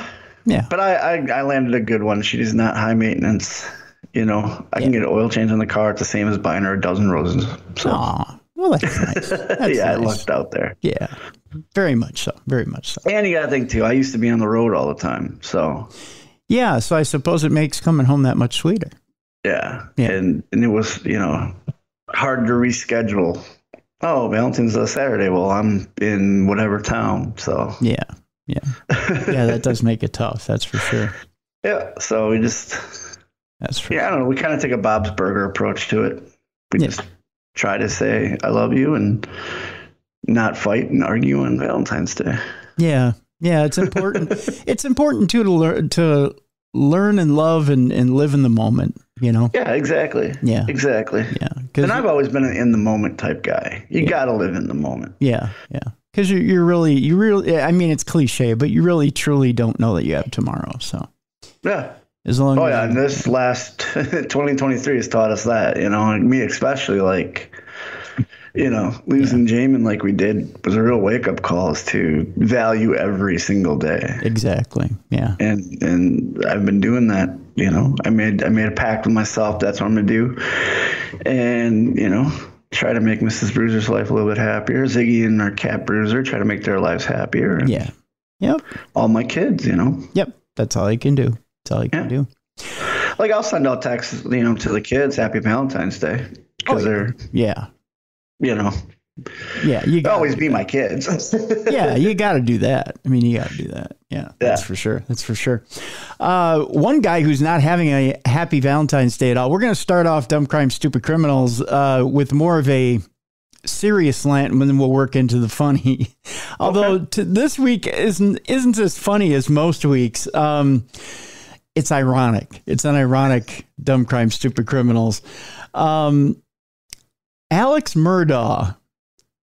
Or Murdoch, depending on how you pronounce the name, a notorious man at that, in that this case goes back a couple of years, but now he's starting to get his comeuppance in court. Killed his housekeeper and was faced charges on that. Also killed his wife and son. Yeah, and was looking to I've been following this case. Yeah, looking to collect his the insurance money on all of them. Bruiser, there's a video out there that's chilling, and it shows that he's pointing out, this is just disturbing. He's blaming somebody else and pointing out somebody else as he's standing next to the bodies of his wife and son. And this video is out there now. Really? I haven't seen this yet. You can watch it online. I'll send you the link to this story. You know, I may even put it in the description. Well, I'm not going to put it in the description. Yeah, don't do that. Yeah, that's creepy. Yeah, but I'll send it to you personally so you can see this.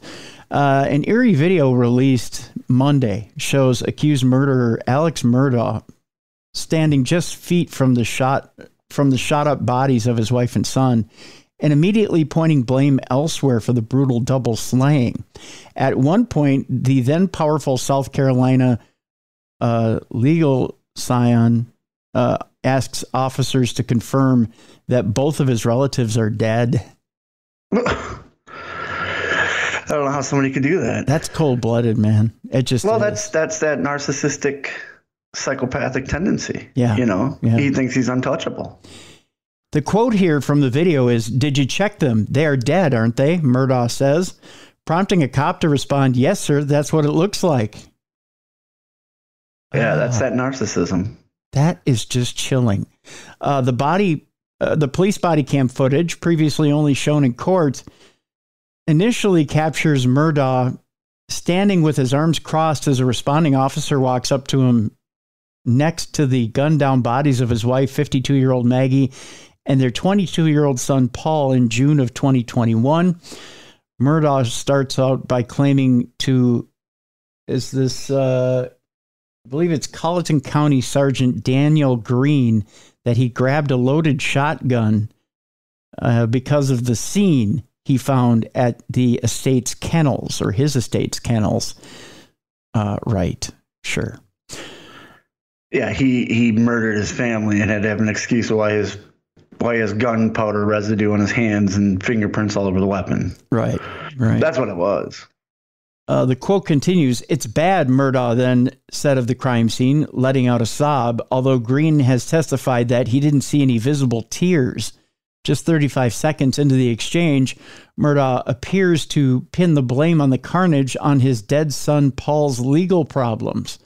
Paul was accused of causing a drunken boating crash that killed teen passenger Mallory Beach in 2019. "This is a long story. My son was in a boat wreck months back. He's been getting threats," Murdaugh told Green, who said he arrived at the scene around 20 minutes after the initial 911 call. "Most of it's been benign stuff we didn't take serious," Murdaugh said, such as his son getting punched, and that's in quotes. Still, the lawyer stated firmly, I know that's what it is. So in other words, he's blaming his son's troubles for what happened that day. Yeah, and if your son's being bullied or violently threatened, you're going to take a stance. There's nothing that's just like, oh, yeah, he got punched, big deal. You know what I mean? Like, you're going to take that seriously, especially if it's death threats. Yeah. You know, if his son was punched, that's physical assault. Yeah. You know, that you need to worry about. You need to look into why was he assaulted. Yeah. Murdaugh then laid out his own alibi, claiming he'd been away from the house for hours visiting his ailing mom, who had late-stage Alzheimer's, and his dad, who was hospitalized and later died. Murdaugh told the officer he found the bodies of his wife and their eldest son after he first went to the house and tried calling them. Jurors at his trial have been told that Murdaugh's voice was caught on a video their son Paul took at the crime scene shortly before the bloodbath. Despite later telling cops that he'd seen his son's brains on the ground next to his body, Murdaugh reportedly asked the officers to confirm that both his wife and boy were dead. I know, God. This is just... it's just sick and bizarre. Yeah. I bet you he wanted to know, hey, are they dead so they don't come back and point the finger at me? I think he's wanting to know if they're dead so he can start cashing in life insurance policies. Well, I guess that's what he did with the housekeeper one. Yeah. Like they had the housekeeper's son testified. It was like over $4 million. Yeah. That he embezzled from that family. Yep. Is somebody going to check him? He asked cops during one exchange, and it's official that they're dead. So he's wanting to know that they're dead. Yeah. Yeah. Yes, sir, that's what it looks like, Green again replied, with Murdaugh saying, sorry, I'm very sorry, for his emotion before getting distracted when asked for basic details about their names and ages. Murdaugh stared straight at the bodies, which were blurred out in the video at one point. The officers noted other footprints and numerous tire tracks at the scene. The quote here is, I came in here and I left one time and I came back, Murdaugh claimed, without elaborating on where he'd gone or for how long. In the clip, Green said he only realized that Murdaugh was a member of a long-standing local powerful legal dynasty once the lawyer told him his name halfway through the conversation. Green had said at Murdaugh's trial that the suspect was upset at the time, but I didn't see any visible tears. Colleton County Sheriff Captain Jason Chapman testified that he noticed that too, but he said Murdaugh did look tormented. Not everyone cries. I don't have an issue with that, Chapman said. Prosecutors have suggested that the footage showed Murdaugh eager to direct the officers toward the crash theory as well as possible other clues for them to follow, such as the tire tracks. Murdaugh's defense claims that the footage shows the officers failed to properly investigate what their client was saying, as well as possibly ruined evidence by repeatedly walking through the scene. Murdaugh has pleaded not guilty to the murders, for which he faces 30 years to life in prison if convicted. The spotlight on his kin's killings sparked a stunningly fast downfall for the once prominent lawyer, who has been disbarred and faces about 100 charges related to other crimes. Yeah, and what's coming out in this trial is that he is not financially doing well. No. He is pretty much bankrupt, and they think that's why he killed them, so he can get the insurance money and live the life that he's been living. Yeah, well, there couldn't be a much better fate for him, as far as I'm concerned, other than getting stuck in jail for 30 to 100 years. That'd be even better. Yeah, I agree. Yeah. Let's lighten it up a little bit. We're going to meet Sylvia Johnson. And who's Sylvia Johnson? Well, Sylvia Johnson's a Colorado woman whose desire to be a cool mom has just landed her in cuffs, Bruiser. She's facing an assortment of felony and misdemeanor charges. According to the Arvada Police Department affidavit that's been released, the 40-year-old Johnson entertained local high school boys at weekly sex, booze, and drug parties held in her home. Where were these people when we were teenagers? They're all over the place now. Yeah, I had one attractive teacher. I had none of my friends' moms were attractive. Mm-mm. Nice, very nice, yeah. Great cooks. Nice, great people. Cooks. Yep. Yep. We had one, I hesitate to name who she was. We had one mom who was kind of free swinging. Is that a good way to put it? Yeah. But we had one mom that was a cool mom where she'd let us, if we were going to drink at her house under her, under supervision. Yeah. But like, it never led to anything, I think anything would go at this house. But you wouldn't want to, get with this lady. Well, she's part of the reason that I got into aliens and stuff like that. 'Cause she was a big alien believer. Yeah. And, Travis Walton, like she was obsessed with Travis Walton. So every time we went over to drink and stuff like that, and this is before the movie came out. I think his book had just come out. Mm-hmm. And he had just done like Geraldo and all that when he did the lie detector test on Geraldo. Remember that? Yep. So, we'd go over there and she'd tell us just crazy stories. And at the time we're like, what? There's a new Travis Walton shock doc coming out on Discovery Plus nice. in March. So I can't wait to see it. He's the OG of, as far as I'm concerned. Yep. So, getting back to the subject at hand, Ms. Johnson, Sylvia Johnson, who is unemployed right now, told cops. Yeah, of course. Yeah. Well, you got to raise money somehow. You got to have these parties. Yeah. Told cops that she was never popular with classmates in high school, and the house parties, which ran for about a year, left her feeling like one of the group. Along with providing teenagers with pot, methamphetamine, Jack Daniels, Bacardi rum, and other booze. Johnson also allegedly engaged in sexual contact with several boys.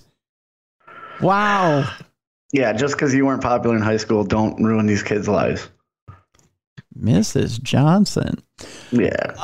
Now, brace yourself, Bruiser. I'm about to show you a picture of Mrs. Johnson. You tell me, if you were a high school chap and she came up to you and said, hey, how about some booze, methamphetamine, and a little, would you engage? It would take a lot of booze, a lot of methamphetamine. She's a very, very manly jawline. Yeah, she's got a square jaw, doesn't she? She has a boxer's face. Like when I think of like an old professional boxer. A boxer's face. Not the dog, but the actual, No. Yeah. Like a professional boxer. Like she's got the square jaw. It looks like her nose has been broken a few times. Yeah, she got the big old zit on her chin. Yeah, she does. Yeah. Is that a zit or is that a burn from the meth pipe? Burn from the meth pipe. Or is that a mole? Oh, that might be a mole. Yeah. Yeah, no, that a lot of booze, a lot of meth. Yeah, she's got a 7 head. I know that. Oh gosh, that's 3 more than a 4 head. That's from being punched so many times in the ring. She's gone 30 rounds with Tyson. Oh no, Bruiser, that's not right. You can't say stuff like that.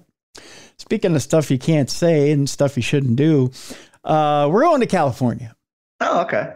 I've never been, but I want to. Really? Never been to California? Never been, but it's on my bucket list. Oh, we're going to go one time, my friend. We'll go visit the Queen Mary. We'll go ghost hunting. While we're there, we're going to go visit a man who's accused of running over and fatally stabbing a doctor, says he has no regrets, and also claims he's Jesus Christ. I got to meet the guy. Yeah? Yeah. Hey, Jesus, what's up? Just to see why he thinks he's so holy. Dear God. There's going to be substance abuse in this. Some sort of substance is making him think he's Jesus. I guess. The man accused of running over and fatally stabbing a California ER doctor said he has no regrets killing because he is God and Jesus Christ. Now, wait a minute. Wait, you can't have both. No, you only can be one or the other. You can't be your own father and your own son. No. Even God's not that. Yeah. In a rambling jailhouse interview with the Orange County Register, Van Roy, let's see here. It's, gotta love it when ads pop up. Van Roy Evan Smith, 39 years old, quoted Bible verses and said people would think differently about his alleged crimes if they knew he was the King of Kings. No, we'd still think you're crazy and murdered a doctor. I don't care if you're the king of beers. It doesn't matter. That's not going to get you off your crimes. And isn't murder one of the 7 deadly sins? Murder actually is one of the 10. Thou shalt not kill is one of the 10 commandments. 10 commandments. Yeah. There you go. There you go. Which was handed down by God. Yeah. So God's not going back on his word. Yeah, I don't think he is. Let's hope not. Smith said, I have killed. If they knew who I was, they would let me walk out of here. They would fulfill all my desires. Yeah. You know, they won, like, dude, they didn't let Jesus go free for his crimes. Like, why would they let you go? And your crimes are murdering people. Yeah. Despite the jailhouse confession, Smith has pleaded not guilty to murder charges in court and denied that he used a deadly weapon. He remains at an Orange County jail under $1 million bail and is expected to appear in front of a judge on Tuesday. It says here also that 58-year-old Dr. Michael John Mamone was riding in the bike lane on the Pacific Coast Highway in Dana Point around 3 p.m. on February 1st when Smith slammed into him from behind and with his Lexus. Whoa. God drives a Lexus? God's got a Lexus, I guess. I guess. Must be doing pretty good. Yeah. Video footage from a surveillance camera captured the horrifying moment when Mamone was launched into the air and landed into an intersection. Witnesses who helped detain Smith before authorities arrived said he was also holding a BB gun as he would approach the injured doctor before stabbing him with a large knife. Oh, what was the purpose of the BB gun? No idea. Maybe Jesus can turn BBs into hollow point tips. I have no idea. Mamone was rushed to a Providence Mission Hospital in Mission Viejo, one of the local hospitals where he had worked as a physician, where he later died. Now you have to think of the trauma of the workers at that Mission Viejo hospital when they saw their colleague come in. Yeah, that becomes priority number one. That had to be traumatizing. During his jailhouse interview, Smith said it was his right to kill Mamone because he was in the crosswalk and presented himself. Oh, this guy's got it bad. That's not how that works, dude. Smith also denied he's suffering from mental illness.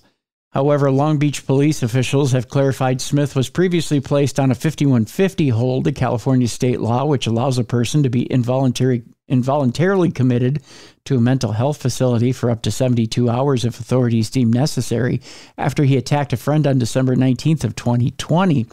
Smith, who the newspaper said acknowledged heavy drinking, marijuana use, and visiting sex workers, claimed Mamone's death was minuscule compared to other deaths and claimed it was Jesus who had killed thousands of people by summoning the 7.8 magnitude earthquake that has devastated Turkey and Syria. Well, now he's gone a little far.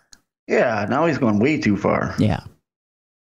Smith, who is mixed race, said he did not utter any racial slurs about white privilege, as has been reported by other outlets. He said he would not kill again if he is released from jail. Well, I don't think we can... So wait, we're supposed to take his word for it? Yeah, I don't think we can take his word for it. Smith's former wife, again, Jesus supposedly didn't have another wife, although other outlets will tell you different. I'm just saying, folks, I'm only reporting what's been reported. Smith's former wife, Marla Hart, told the Post that she doesn't know why Smith would commit murder. She said they have been divorced for 10 years and have twin daughters. I haven't spoken to him in over a month, so honestly, what has been going on with him leading up to that, I have no idea, Hart said. Smith was also diagnosed with paranoid schizophrenia and bipolar disorder, according to police. So basically his ex-wife says, we're divorced, not my problem. Get away. Yeah, Jesus isn't my problem anymore. You can have him. So there you go. Our buddy Tom gave us his next story. If you thought that story was a little off the rails, check this one out. A wild video shows car racing through a Canadian mall during an electronics store heist. Hey, it's a good way to get away. That's right. A Vaughan Mall's shopping mall incident happened after a woman claims her car was stolen in Quebec, Canada. Police in Ontario, Canada have released a video showing a car racing through the interior of a mall in search for two suspects accused of stealing items from an electronics store.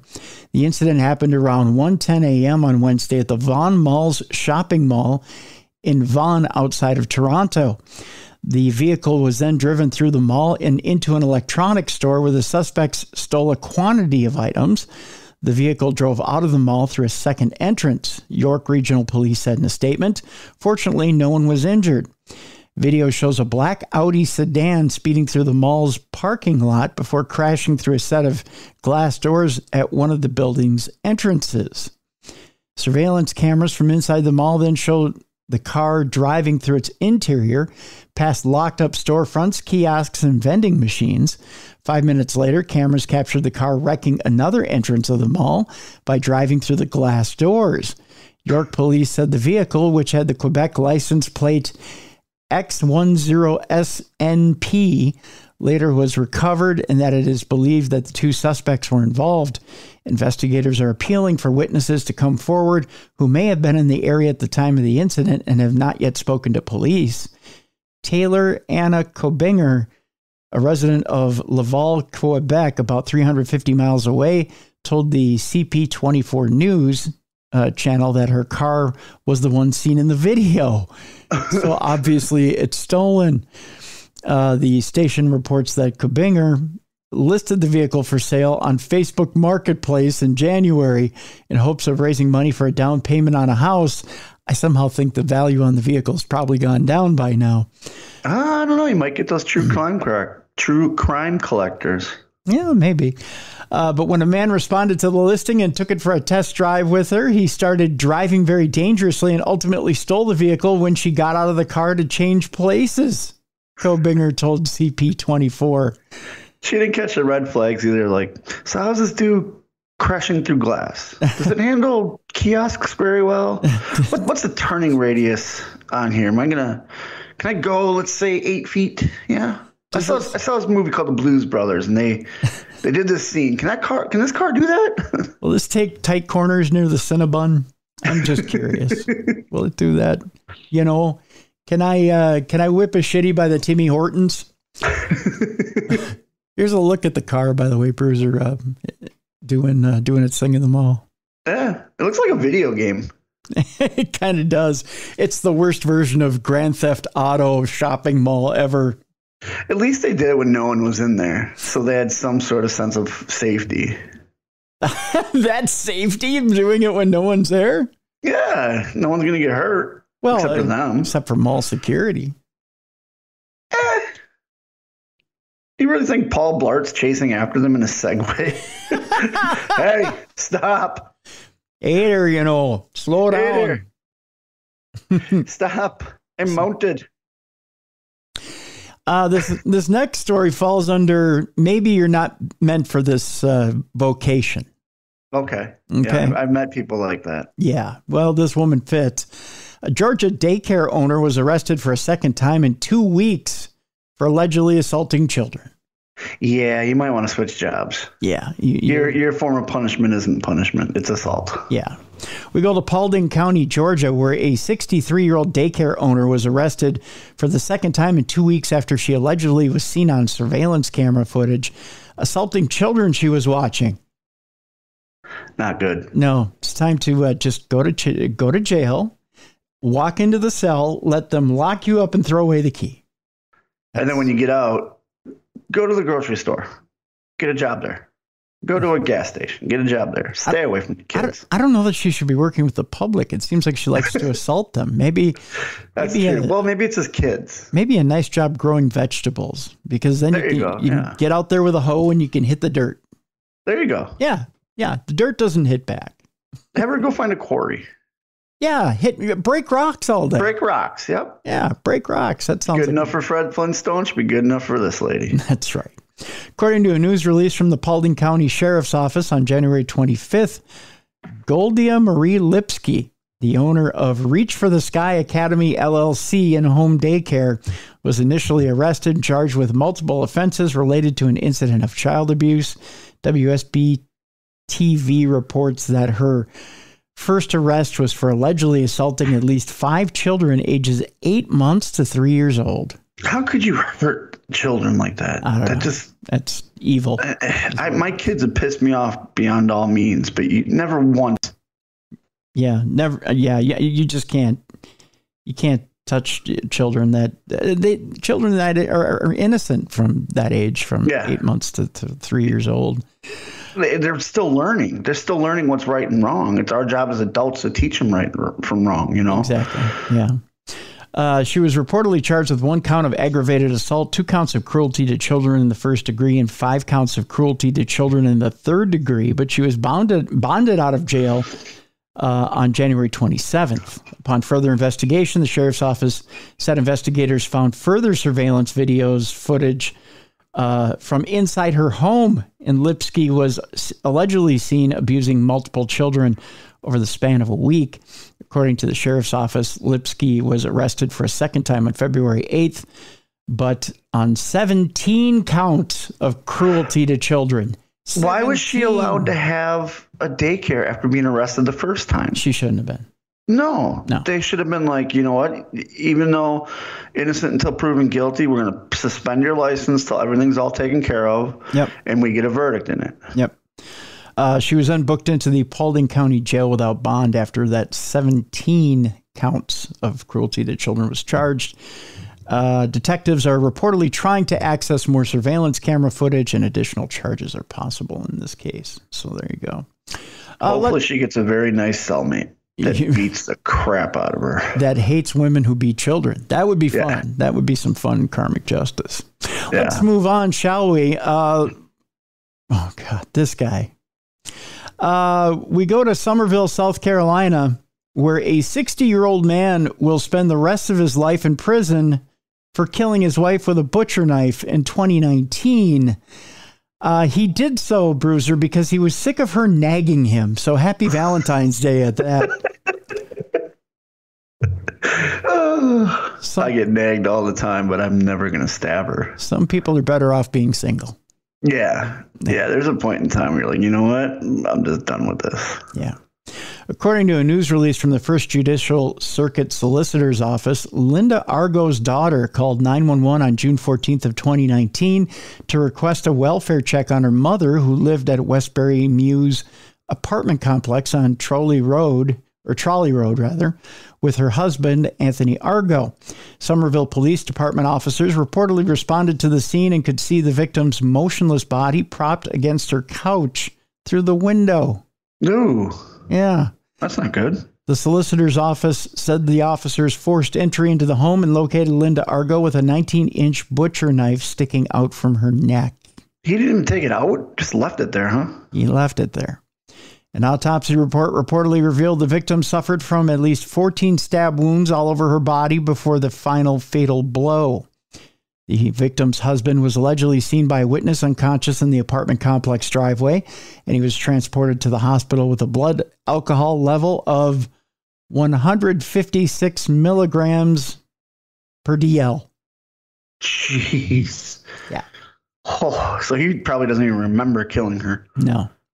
According to the solicitor's office, during the trial, evidence was presented showing the victim's DNA was on Anthony Argo's blood-spattered jean shorts and a pair of flip-flops that he was wearing. Also during the trial, a witness reportedly said Argo stopped going to work before eventually quitting, and he often spent his days drinking at home and buying lottery tickets because you can't win unless you buy them. Yeah, you got to just buy and buy and buy and buy. Eventually you win. Eventually you win.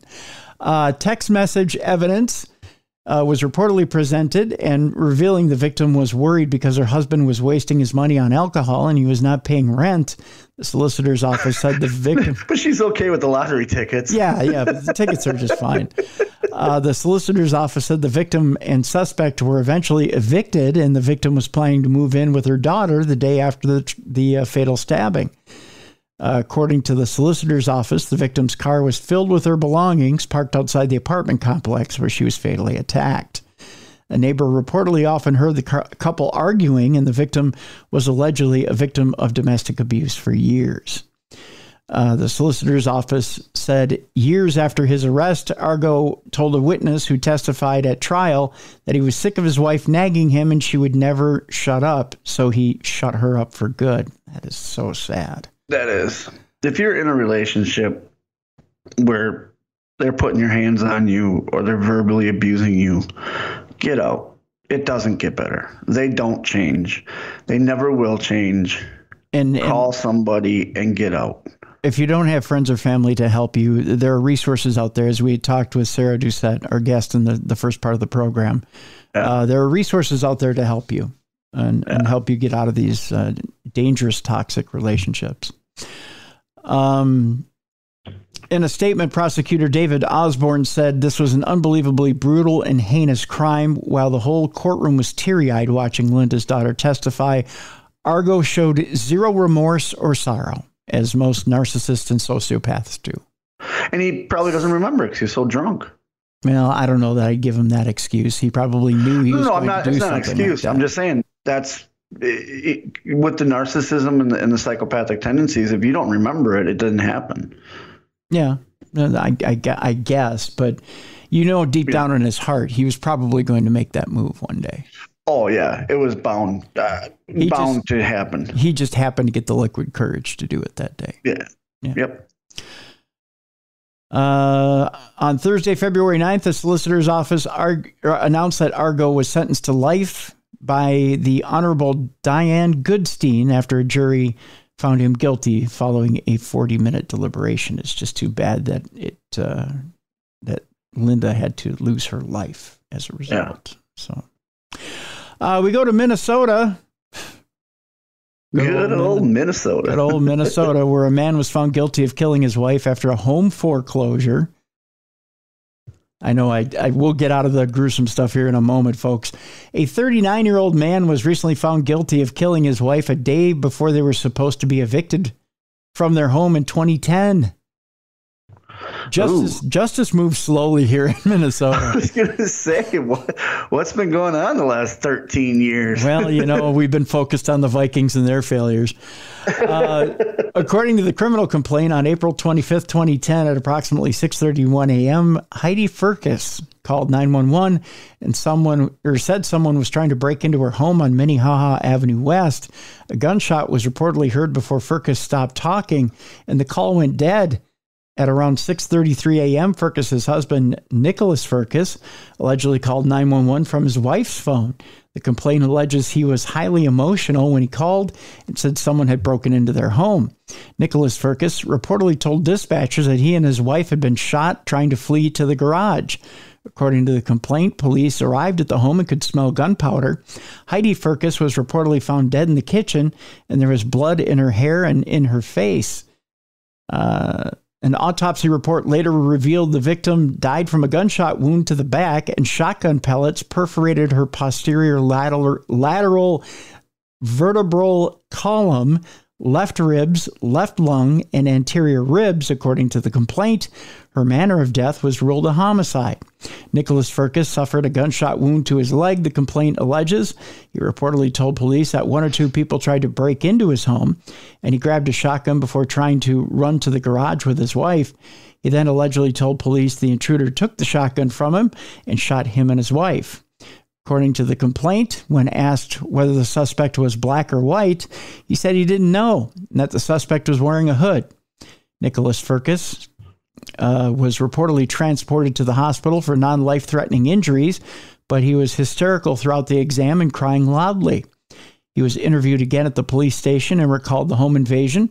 Additionally, the complaint said he told police that he and Heidi were behind on their bills and that their house had been foreclosed on and that they had to be out of the house the next day. However, Furcus repeatedly said he and his wife didn't tell their friends or family about the eviction or foreclosure and that they were going to leave. The complaint alleges the couple bought the home in 2007 for just over $200,000, but they stopped making mortgage payments and the foreclosure was served on June 4th of 2009. The house reportedly was sold via a sheriff's auction, and they were told to leave the home on Monday, April 26th of 2010. On May 20th of 2021, the Ramsey County Attorney's Office announced that Nicholas Furcus was charged with one count of intentional second-degree homicide in connection with his wife's death. Investigators reportedly determined Heidi Furcus did not know about her husband's bank debt or the foreclosure. They also learned there was no evidence of a home invasion struggle, according to the Attorney's Office. Authorities reportedly did not find any unidentified DNA on the shotgun or from the front door of the house. In September of 2021, Nicholas Firkus was indicted on account of first-degree murder and second-degree murder. Several months later, on February 10th, the attorney's office announced Firkus was guilty of those charges. Wow. Just to hide the fact that you're going into foreclosure. Just be honest with your spouse. And that he had debts. Yeah, just be honest with your spouse. Yeah. So he killed her and put a bullet in his leg. Yeah. Just to hide, to help his narrative of a home invasion. Unbelievable. Well, now you got a limp and you're in prison. Way to go, dude. Yep. They're going to love you on the cell block. They're going to love this Florida man on the cell block as well, too. Whatever you do when you're in the yard, though, don't ask him for a light. I will not. Florida man is accused of murdering a hotel employee in Kentucky after a couple declined to give him a lighter. I don't carry a lighter, so does that mean I'm going to die if he asks me? Come on. I think so. I think that's essentially what happens. A Florida man was arrested for murder on Saturday after allegedly assaulting a couple in the parking lot of a Kentucky hotel, then shooting and killing an employee, according to the McCracken County Sheriff's Office.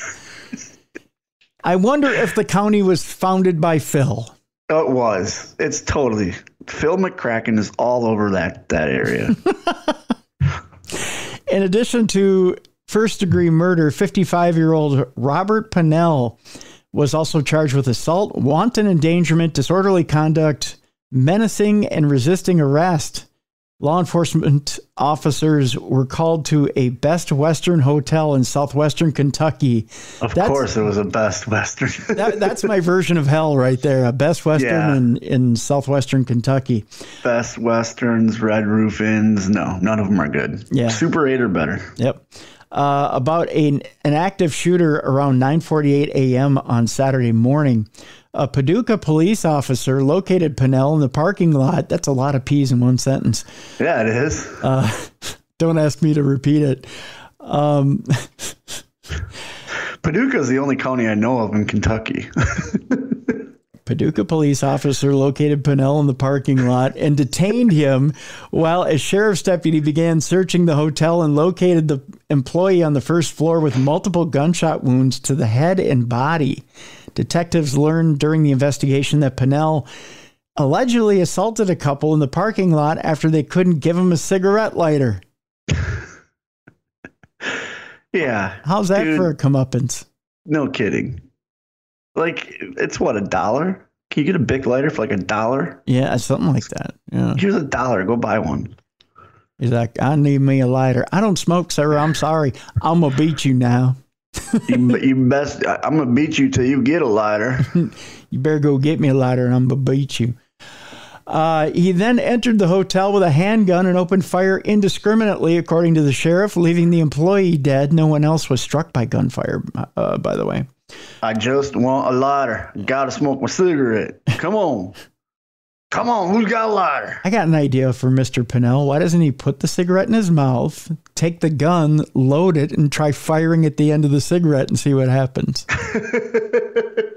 That's how we used to. Maybe that was his plan, is he was just trying to get as much bullets out of the barrel to make it hot enough to light the cigarette. That's how they used to do it in the old days, in the Old West. Yeah. Pennell is from Palm Coast, Florida, and was staying at the hotel at the time of the shooting. He is being held at the McCracken County Jail. The jailer's name is Phil. I wonder what he was doing there. Was he there in business? Do you think he's like a hotshot insurance salesman? Right. Carrying a gun and staying at the Best Western, I'm sure. At the Best Western, they're having the Paducah County insurance meeting. His boss sent him. Man, this is so stressful. I just need a cigarette. Hey, you two, you got a light for my cigarette. What do you mean you don't got a lighter? I've been here at this conference all morning long. I need a lighter. What do you, Mr. Pennell? What do you do for a living? I ride jingles for Liberty Mutual. It's a stressful job. If you don't have a lighter, I'm a. You know that emu? Yeah. That's mine. That's mine. That's my emu. I came up with it. Limu Emu, my creation. Yeah. Yep. I want to beat him. Yep. Pinella is being held at the McCracken County Jail on a combined bond of how much, Bruiser? Oh, this has got to be up there. $5,000. A whole $5,000 for beating two people for a lighter and shooting up. Oh, that's 3 shots. So I'm going to go with $57,000. Let's try a little better, sir, one more time. $250,000. Boy, no, $2.5 million. Jeez. Oh, Paducah ain't messing. McCracken's getting their money. Evidently, they're filling McCracken with cash. Yeah. Mm-hmm. That according to jail records. So there you go. We continue with $2.5 million. Yeah, wow. That's what happens when you kill a clerk and you beat a couple.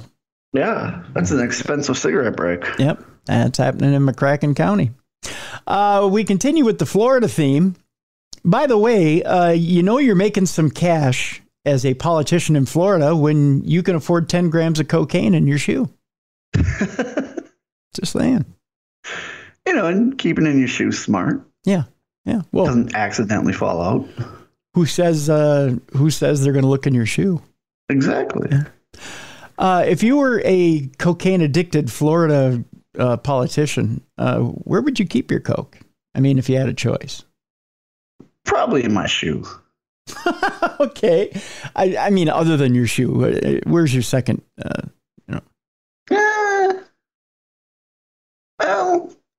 Probably in my groin area, right inside of my thigh. Always a good place. Yeah. Yeah, but I don't want it to get too hot and become all liquidy. You know what I mean? Yeah. You don't want pasty coke. Yeah. That's hard to snort. Yeah. Yeah, so maybe not the groin. Stay away from like the groin and the armpits. You know what? Am I wearing a baseball hat? I'll just keep it under my baseball hat. Oh, good idea. Yeah. I'm thinking I'm wearing a lot of 3-piece suits. So either hidden vest pocket sewn in to the vest. Yeah. Right?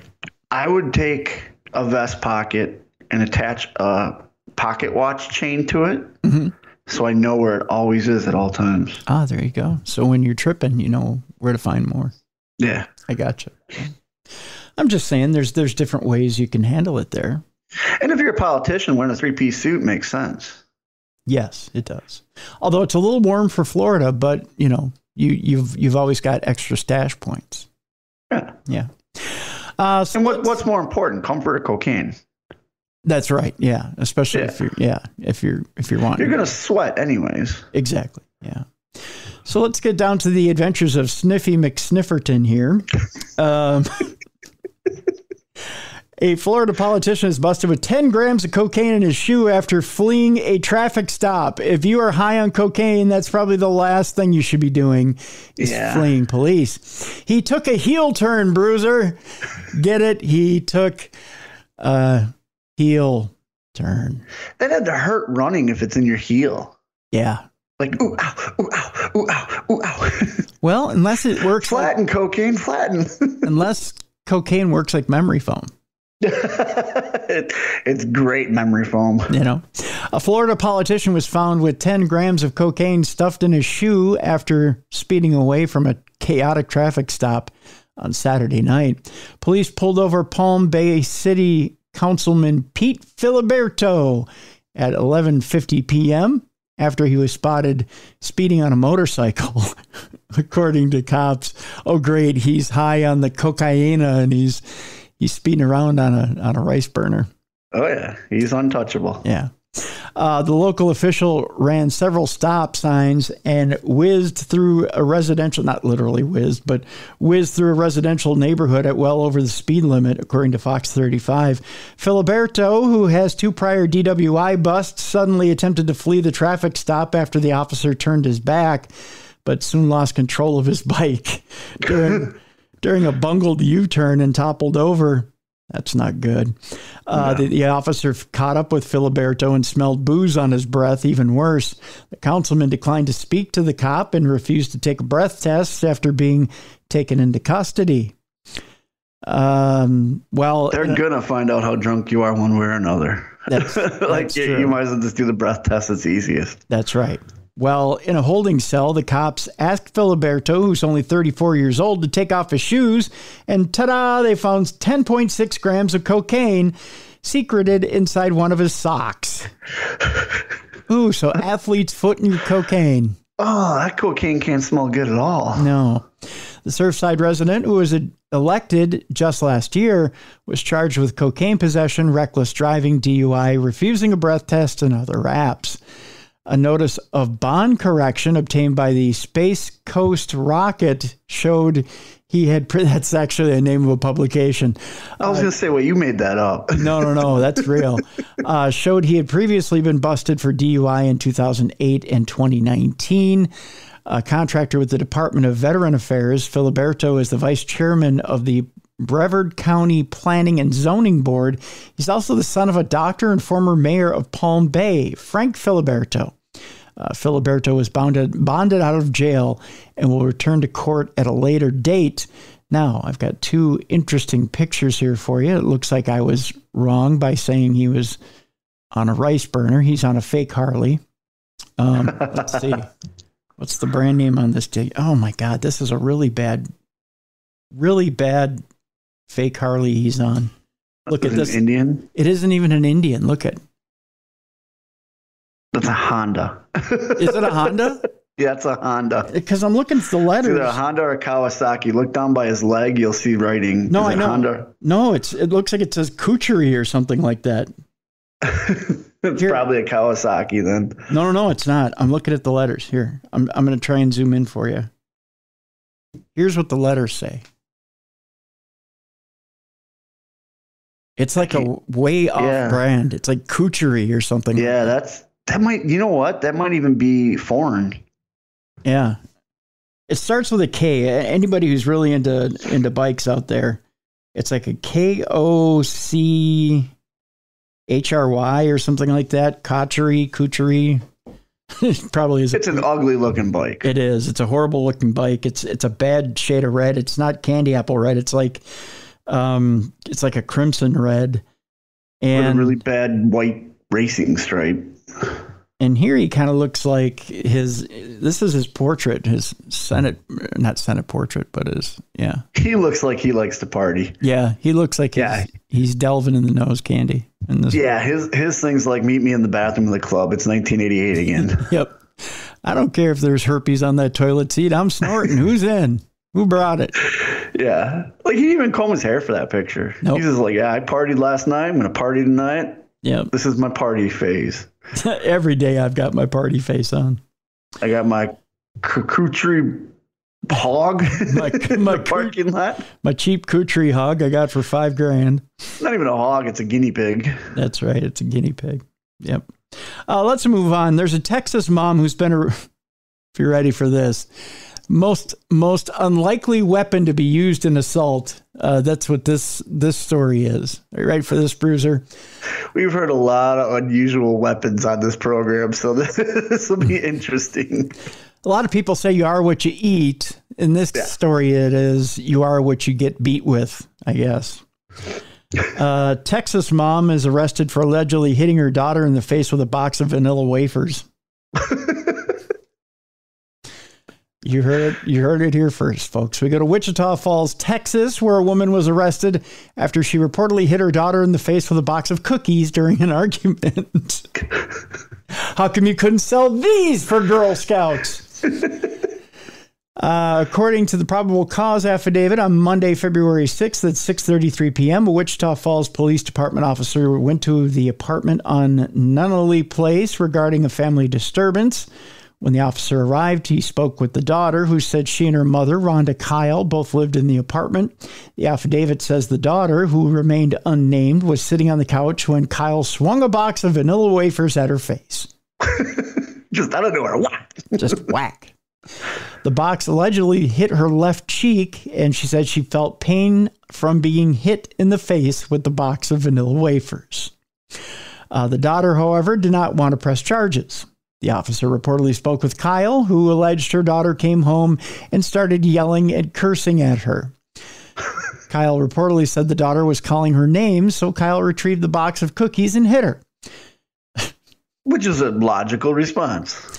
The daughter allegedly punched Kyle in the face twice, and Kyle called police. Because what's more effective in a fight? A box of vanilla wafers or a good old punch in the face twice? Depends who I'm fighting. If I'm fighting Cookie Monster, it's the wafers. If I'm fighting anybody else, just punches to the face. That's right. Kyle was booked into the Wichita County Jail on a charge of assault family violence, which is a misdemeanor. A judge set the bond at how much, Bruiser? This one's going to be $3,000. Ooh, you're swinging a little high there, buddy. All right, let's do $1,500. A little low there. $2,750. Still high. We went at $2,000. $2,000 is your $2,000. bond Okay. for the cookie fight. $2,000 for the That's cookie an fight. expensive box of cookies. That is. That's an. So the daughter didn't get anything for punching her mom in the face? No, it was the daughter who I think it was. Yeah, it was. I'm sorry. Yeah, it was the woman who was swinging the cookies who got arrested. Yeah, so technically the cookie was the first punch. Yeah, the cookie was the first punch, and she went in for. Yeah, she's the one who went into jail. That's whole. So if I ever get into a food fight again, I guess if I get hit with something, like I punch them. You know, it would be great. That scene from Rocky where they go to both punch each other at the same time, but you're swinging the vanilla wafers in the banana pudding at the same time, and boom, they hit each other, and it's a delicious, delicious treat. Yes, it just makes it that much better. Yeah, that's you came up with a brilliant idea, my friend. Thank you. Let's go to Pennsylvania. This story again. If you thought Jesus was bizarre with killing a guy on the side of the road. Killing a doctor on the side of the road. This Pennsylvania woman claims to be an Egyptian goddess accused of setting her home and chicken coop on fire and killing somebody. It's deity week on Dumb Crime, Stupid Criminals. What deity could I be today? Oh, I'm going to be this. Oh, okay. Then I can do this. I think this week I'm going to dress up as a Norse god and ask people to give me chocolates for Valentine's Day. That's what I'm going to do. Well, next month I'm dressing up as St. Patrick. Oh, yeah. Yeah. Oh, that's good. And then get free beer. Yeah. Yeah. Yeah. We go to Altoona, Pennsylvania, where a 43-year-old woman faces 30 charges, Bruiser. 30? 30. Count them. Including second-degree murder for allegedly setting a home on fire, which killed a 75-year-old man. According to a statement on February 15th, of 2022, Altoona police and fire department officials responded to a fire at Fifth Avenue after an occupant escaped out of a second-story window and called for help at a neighbor's house. 3 firefighters were injured and while extinguishing the blaze, and officials located a deceased male in the home. An autopsy revealed the man died from smoke inhalation, and a search at the home showed there was traces of accelerants at the foot of the stairwell. Altoona police said detectives learned that Heather Evans was seen leaving the home right before the fire. The next day, on February 16th, Evans reportedly commented on a chicken coop at 310 11th Street that she felt needed to be removed. So she commented that the chicken coop needed to be removed, okay? Okay. Police said the coop was engulfed in flames minutes after she left. All right. There's other ways to remove it, but hey, yeah, what are you gonna do? Yeah. Then on March 3rd, a garage on Crawford Avenue caught on fire. Altoona police said physical evidence allegedly placed Evans on the scenes of the last 2 fires, in addition to being seen at the Fifth Avenue home. She was arrested February 7th on charges of second-degree murder, aggravated arson, burglary, causing and risking catastrophe, and more. Court records show she also faces charges of cruelty to animals and recklessly endangering another person. WJAC-TV identified the victim who died in the fire as Mark Stewart. According to the affidavit cited by WJAC, following the chicken coop fire, investigators reportedly found a note with a drawing of a pentagram and the message that reads this: "Depart from me and my loved one, ye cursed, into everlasting fire." That's not Egyptian at all. No. Investigators reportedly discovered a similar note at the garage fire. Okay. WJAC reports Evans said she set the coupe and garage ablaze, and left the notes behind because it was part of her being a white witch. No, it's not. Doesn't You're work. just an arsonist. Doesn't work that way. She allegedly told police she's a meth addict. Now we're getting closer. And when she uses it, she believes she is the Egyptian goddess Isis. Now we're hitting on all cylinders. We got it. Okay. Yeah. Evans is being held at the Blair County Jail without bail. But ISIS is still free. Yeah, ISIS is free to do as she wishes. By the way, this is what ISIS looks like in orange jumpsuits. Oh gosh. Yeah.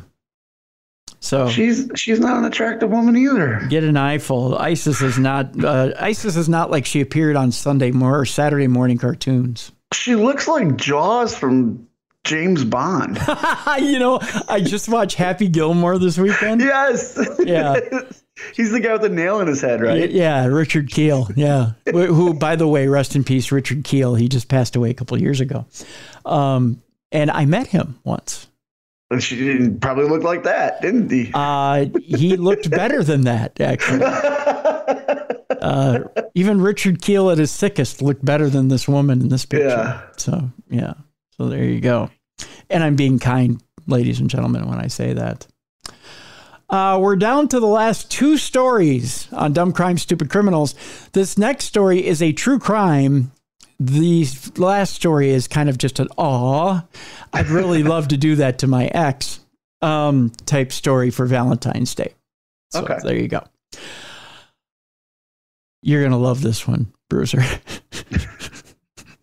All right. By the way, we're in our NSFW section of Dumb Crime, Stupid Criminals. So if you're at work, please turn on your listening device. If you're around the kids, earmuffs, kids, we'll give you 5, 4, 3, 2, 1, and let's launch into it, shall we? A German ballet director has been suspended for smearing dog poop on a newspaper critic's face. Sometimes you don't handle your critics well. I've had critics, but I've never done that. Sometimes it doesn't pay to give a review. No. Hint, hint, review bombers. A German ballet director has been suspended for smearing dog feces all over the face of a newspaper critic who had written a scathing review of his recent production. Sometimes you just need to keep your bad words to yourself. Yeah. Just you could have just said it wasn't your cup of tea. Yeah. Marco Gecki, the ballet director and head choreographer of the Hanover State Opera, confronted Wiebke Huster, the dance critic for the Frankfurter, I believe it's Allgemeine Zeitung? Yes, newspaper, in the crowded theater foyer during intermission on Saturday. According to the paper's account of the incident, Gecki threatened to ban her from the Hanover Opera House and accused her of being responsible for people canceling season tickets. He then produced a paper bag full of animal feces and smeared her face with the noxious contents. So he brought it with him? Yeah. Like, oh, hey, look, that's a nice lunch. It's not my lunch. Yeah. Don't touch it. Yeah.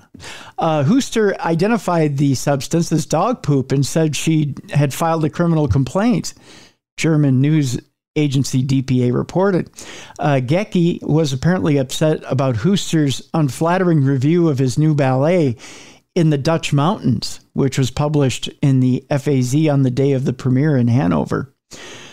Huster wrote that watching the show, which recently opened at Netherlands Dans Theater in The Hague, was like being alternately driven mad and killed by boredom. Ouch. Nice review. Nice review. Just say it's not good. Yeah. In a statement posted on its website, the Opera House said that Huster's personal integrity was violated in an unspeakable way. It said that it contacted her immediately after the incident to apologize. It said that Gecky's impulsive reaction violated the ground rules of the theater and that he caused massive damage to the Hanover State Opera and State Ballet. As a result, it said he is being suspended effective immediately and banned from the Opera House until further notice. Gecky has been given the next few days to apologize comprehensively and explain himself to theater management before further steps are initiated, it added. Hooster's employment railed against Gecky's conduct, arguing that it was not only an act of bodily harm, but also an attempt to intimidate our free, critical view of art. So there you go. Who would have thought that an opera house would have to have a rule that you're not allowed to spread dog feces on someone's face? Well, it is a hazard. It is a health hazard. Well, I know it is. Yeah. So you can't exactly go around doing it. And it is a crime. Oh, no, I know, but I'm just saying, why does the opera house have that as a rule? Well, because you do have conduct clauses as a performer. I mean, you know that being a performer. Yeah, I know that. Yeah, you have a conduct clause. And yeah, I mean, it is a legitimate reviewer from a publication.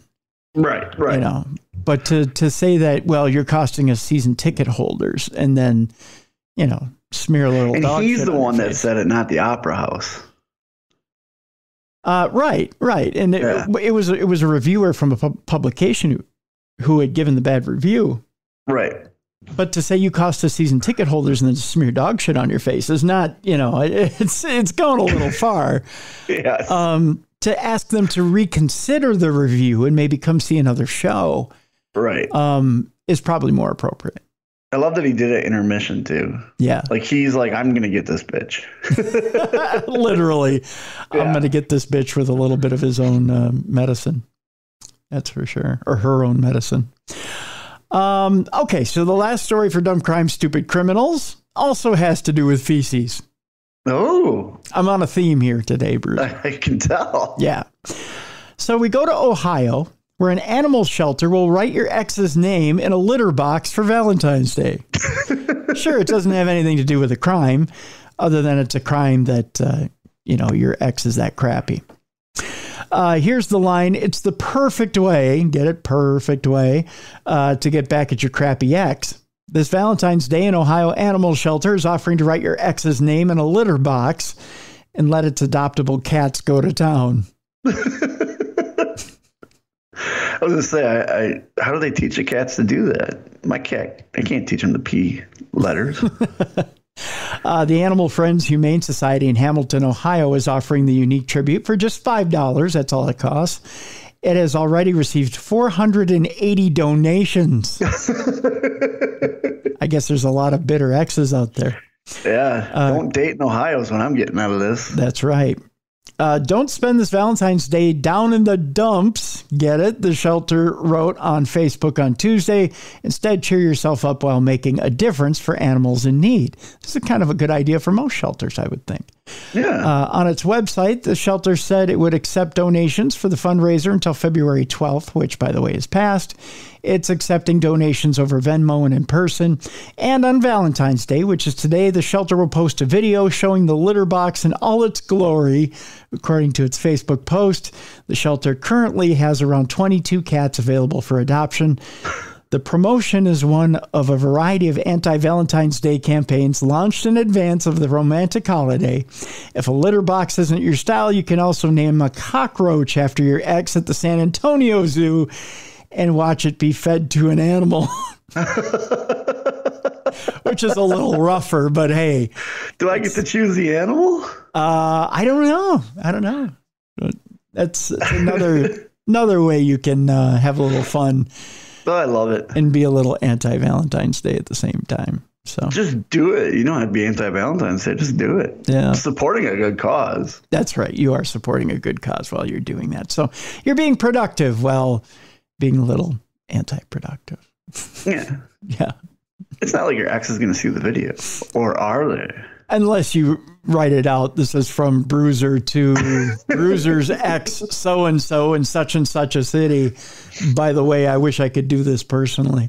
Yeah, if you get mean with it, I suppose it would. Yeah. Yeah. But it's all in good fun. It's all in good fun. That'll do it for Dumb Crime, Stupid Criminals today. I want to remind folks to go out and get the book from our guest who is on, Sarah Doucette, in the first part of the program. And folks, when I say this is a book that will change your life, there's a little bit of a trigger warning with it if you've been a domestic violence survivor. There may be a little bit of some triggers there, but there are truly some gems in there as well, some things to learn from the book. The book is stronger than that. A domestic violence survivor uncovers the truth about her abuser. And literally in this book, folks, Sarah took back her truth, and she uncovered a lot of things about her ex and basically put him on blast and told the true story behind her ex when people were trying to rally around him, a narcissist and a sociopath, and tried to tell a favorable story of him and basically put it out there as to who he was exactly. And it was a fair and balanced story of her ex, Stephen. I commend her for it. I commend her for the strength it took to write this book and to teach people out there who are in terrible relationships right now, in relationships that could end up in their harm or their death, how to get out of those relationships and how to not only save themselves, but how to heal from those relationships as well. So there's a lot of those examples in this book, and it's kind of a how-to in that book as well. So that we've got a link to that book in the description of this program. I encourage you to pick up that book. And even if you've never been in an abusive relationship, it's kind of a good life lesson in there too that you can learn from. Bruiser, what do you got going on this weekend? Wednesday, come train with me, and on Saturday, I am in Bristol, Tennessee for Imperial Pro Wrestling. Making my return to Bristol. All right. Who are you taking on? No idea. No idea? Promoter has not announced it yet. So. You're going to go shake some noggins backstage and see what comes up? To see what comes out and who wants to fight. All right. Sounds good. Friday, I normally don't solicit these things, but if you got a spare prayer or a quick thought for me, I've got ablation surgery coming up on Friday. So if you put a little energy out to the universe, I appreciate it for steady hands by Dr. Rukos and a good surgery. I appreciate it. So that's what I got going on Friday. You got it from me. Thank you, sir. I appreciate it. Tomorrow on the show, we got supernatural news. Woohoo! That's what lots of stuff going on too. Yeah, lots of stuff going on. Yeah, boy. We're going to talk for a brief moment. We're going to talk about Chinese spy balloons once again. And we're going to talk about what happened over the weekend. You know, a lot of activity on Twitter about the 4 UFOs, and I'm using air quotes so handily you would think that I was having spasms. And what exactly that was over the skies of Canada, over the U.S., and what people think they thought they saw and what they didn't see over the skies of the U.S. and Canada. Folks, it is politically tinged because we're in a political climate right now, and let's face it, we're facing off against China right now. And we're going to get down to the nitty-gritty of what exactly we saw and what the U.S. government says we saw, and whether they're telling us the truth. And I believe they are telling us the truth. I don't think they're mincing words right now, because now is not a time to get into conspiracy theory or get lost down a rabbit hole. It's not a time for misinformation. So we'll talk about that tomorrow. Bruce and I will talk about that tomorrow. We'll also talk about some of the strange and unusual news that's really out there that we can focus on as well. So that's coming up tomorrow, Supernatural News. For Bear City Bruiser, I'm Tim Dennis. Thank you so much for tuning in today to the best in true crime podcasting. This has been True Crime Tuesday.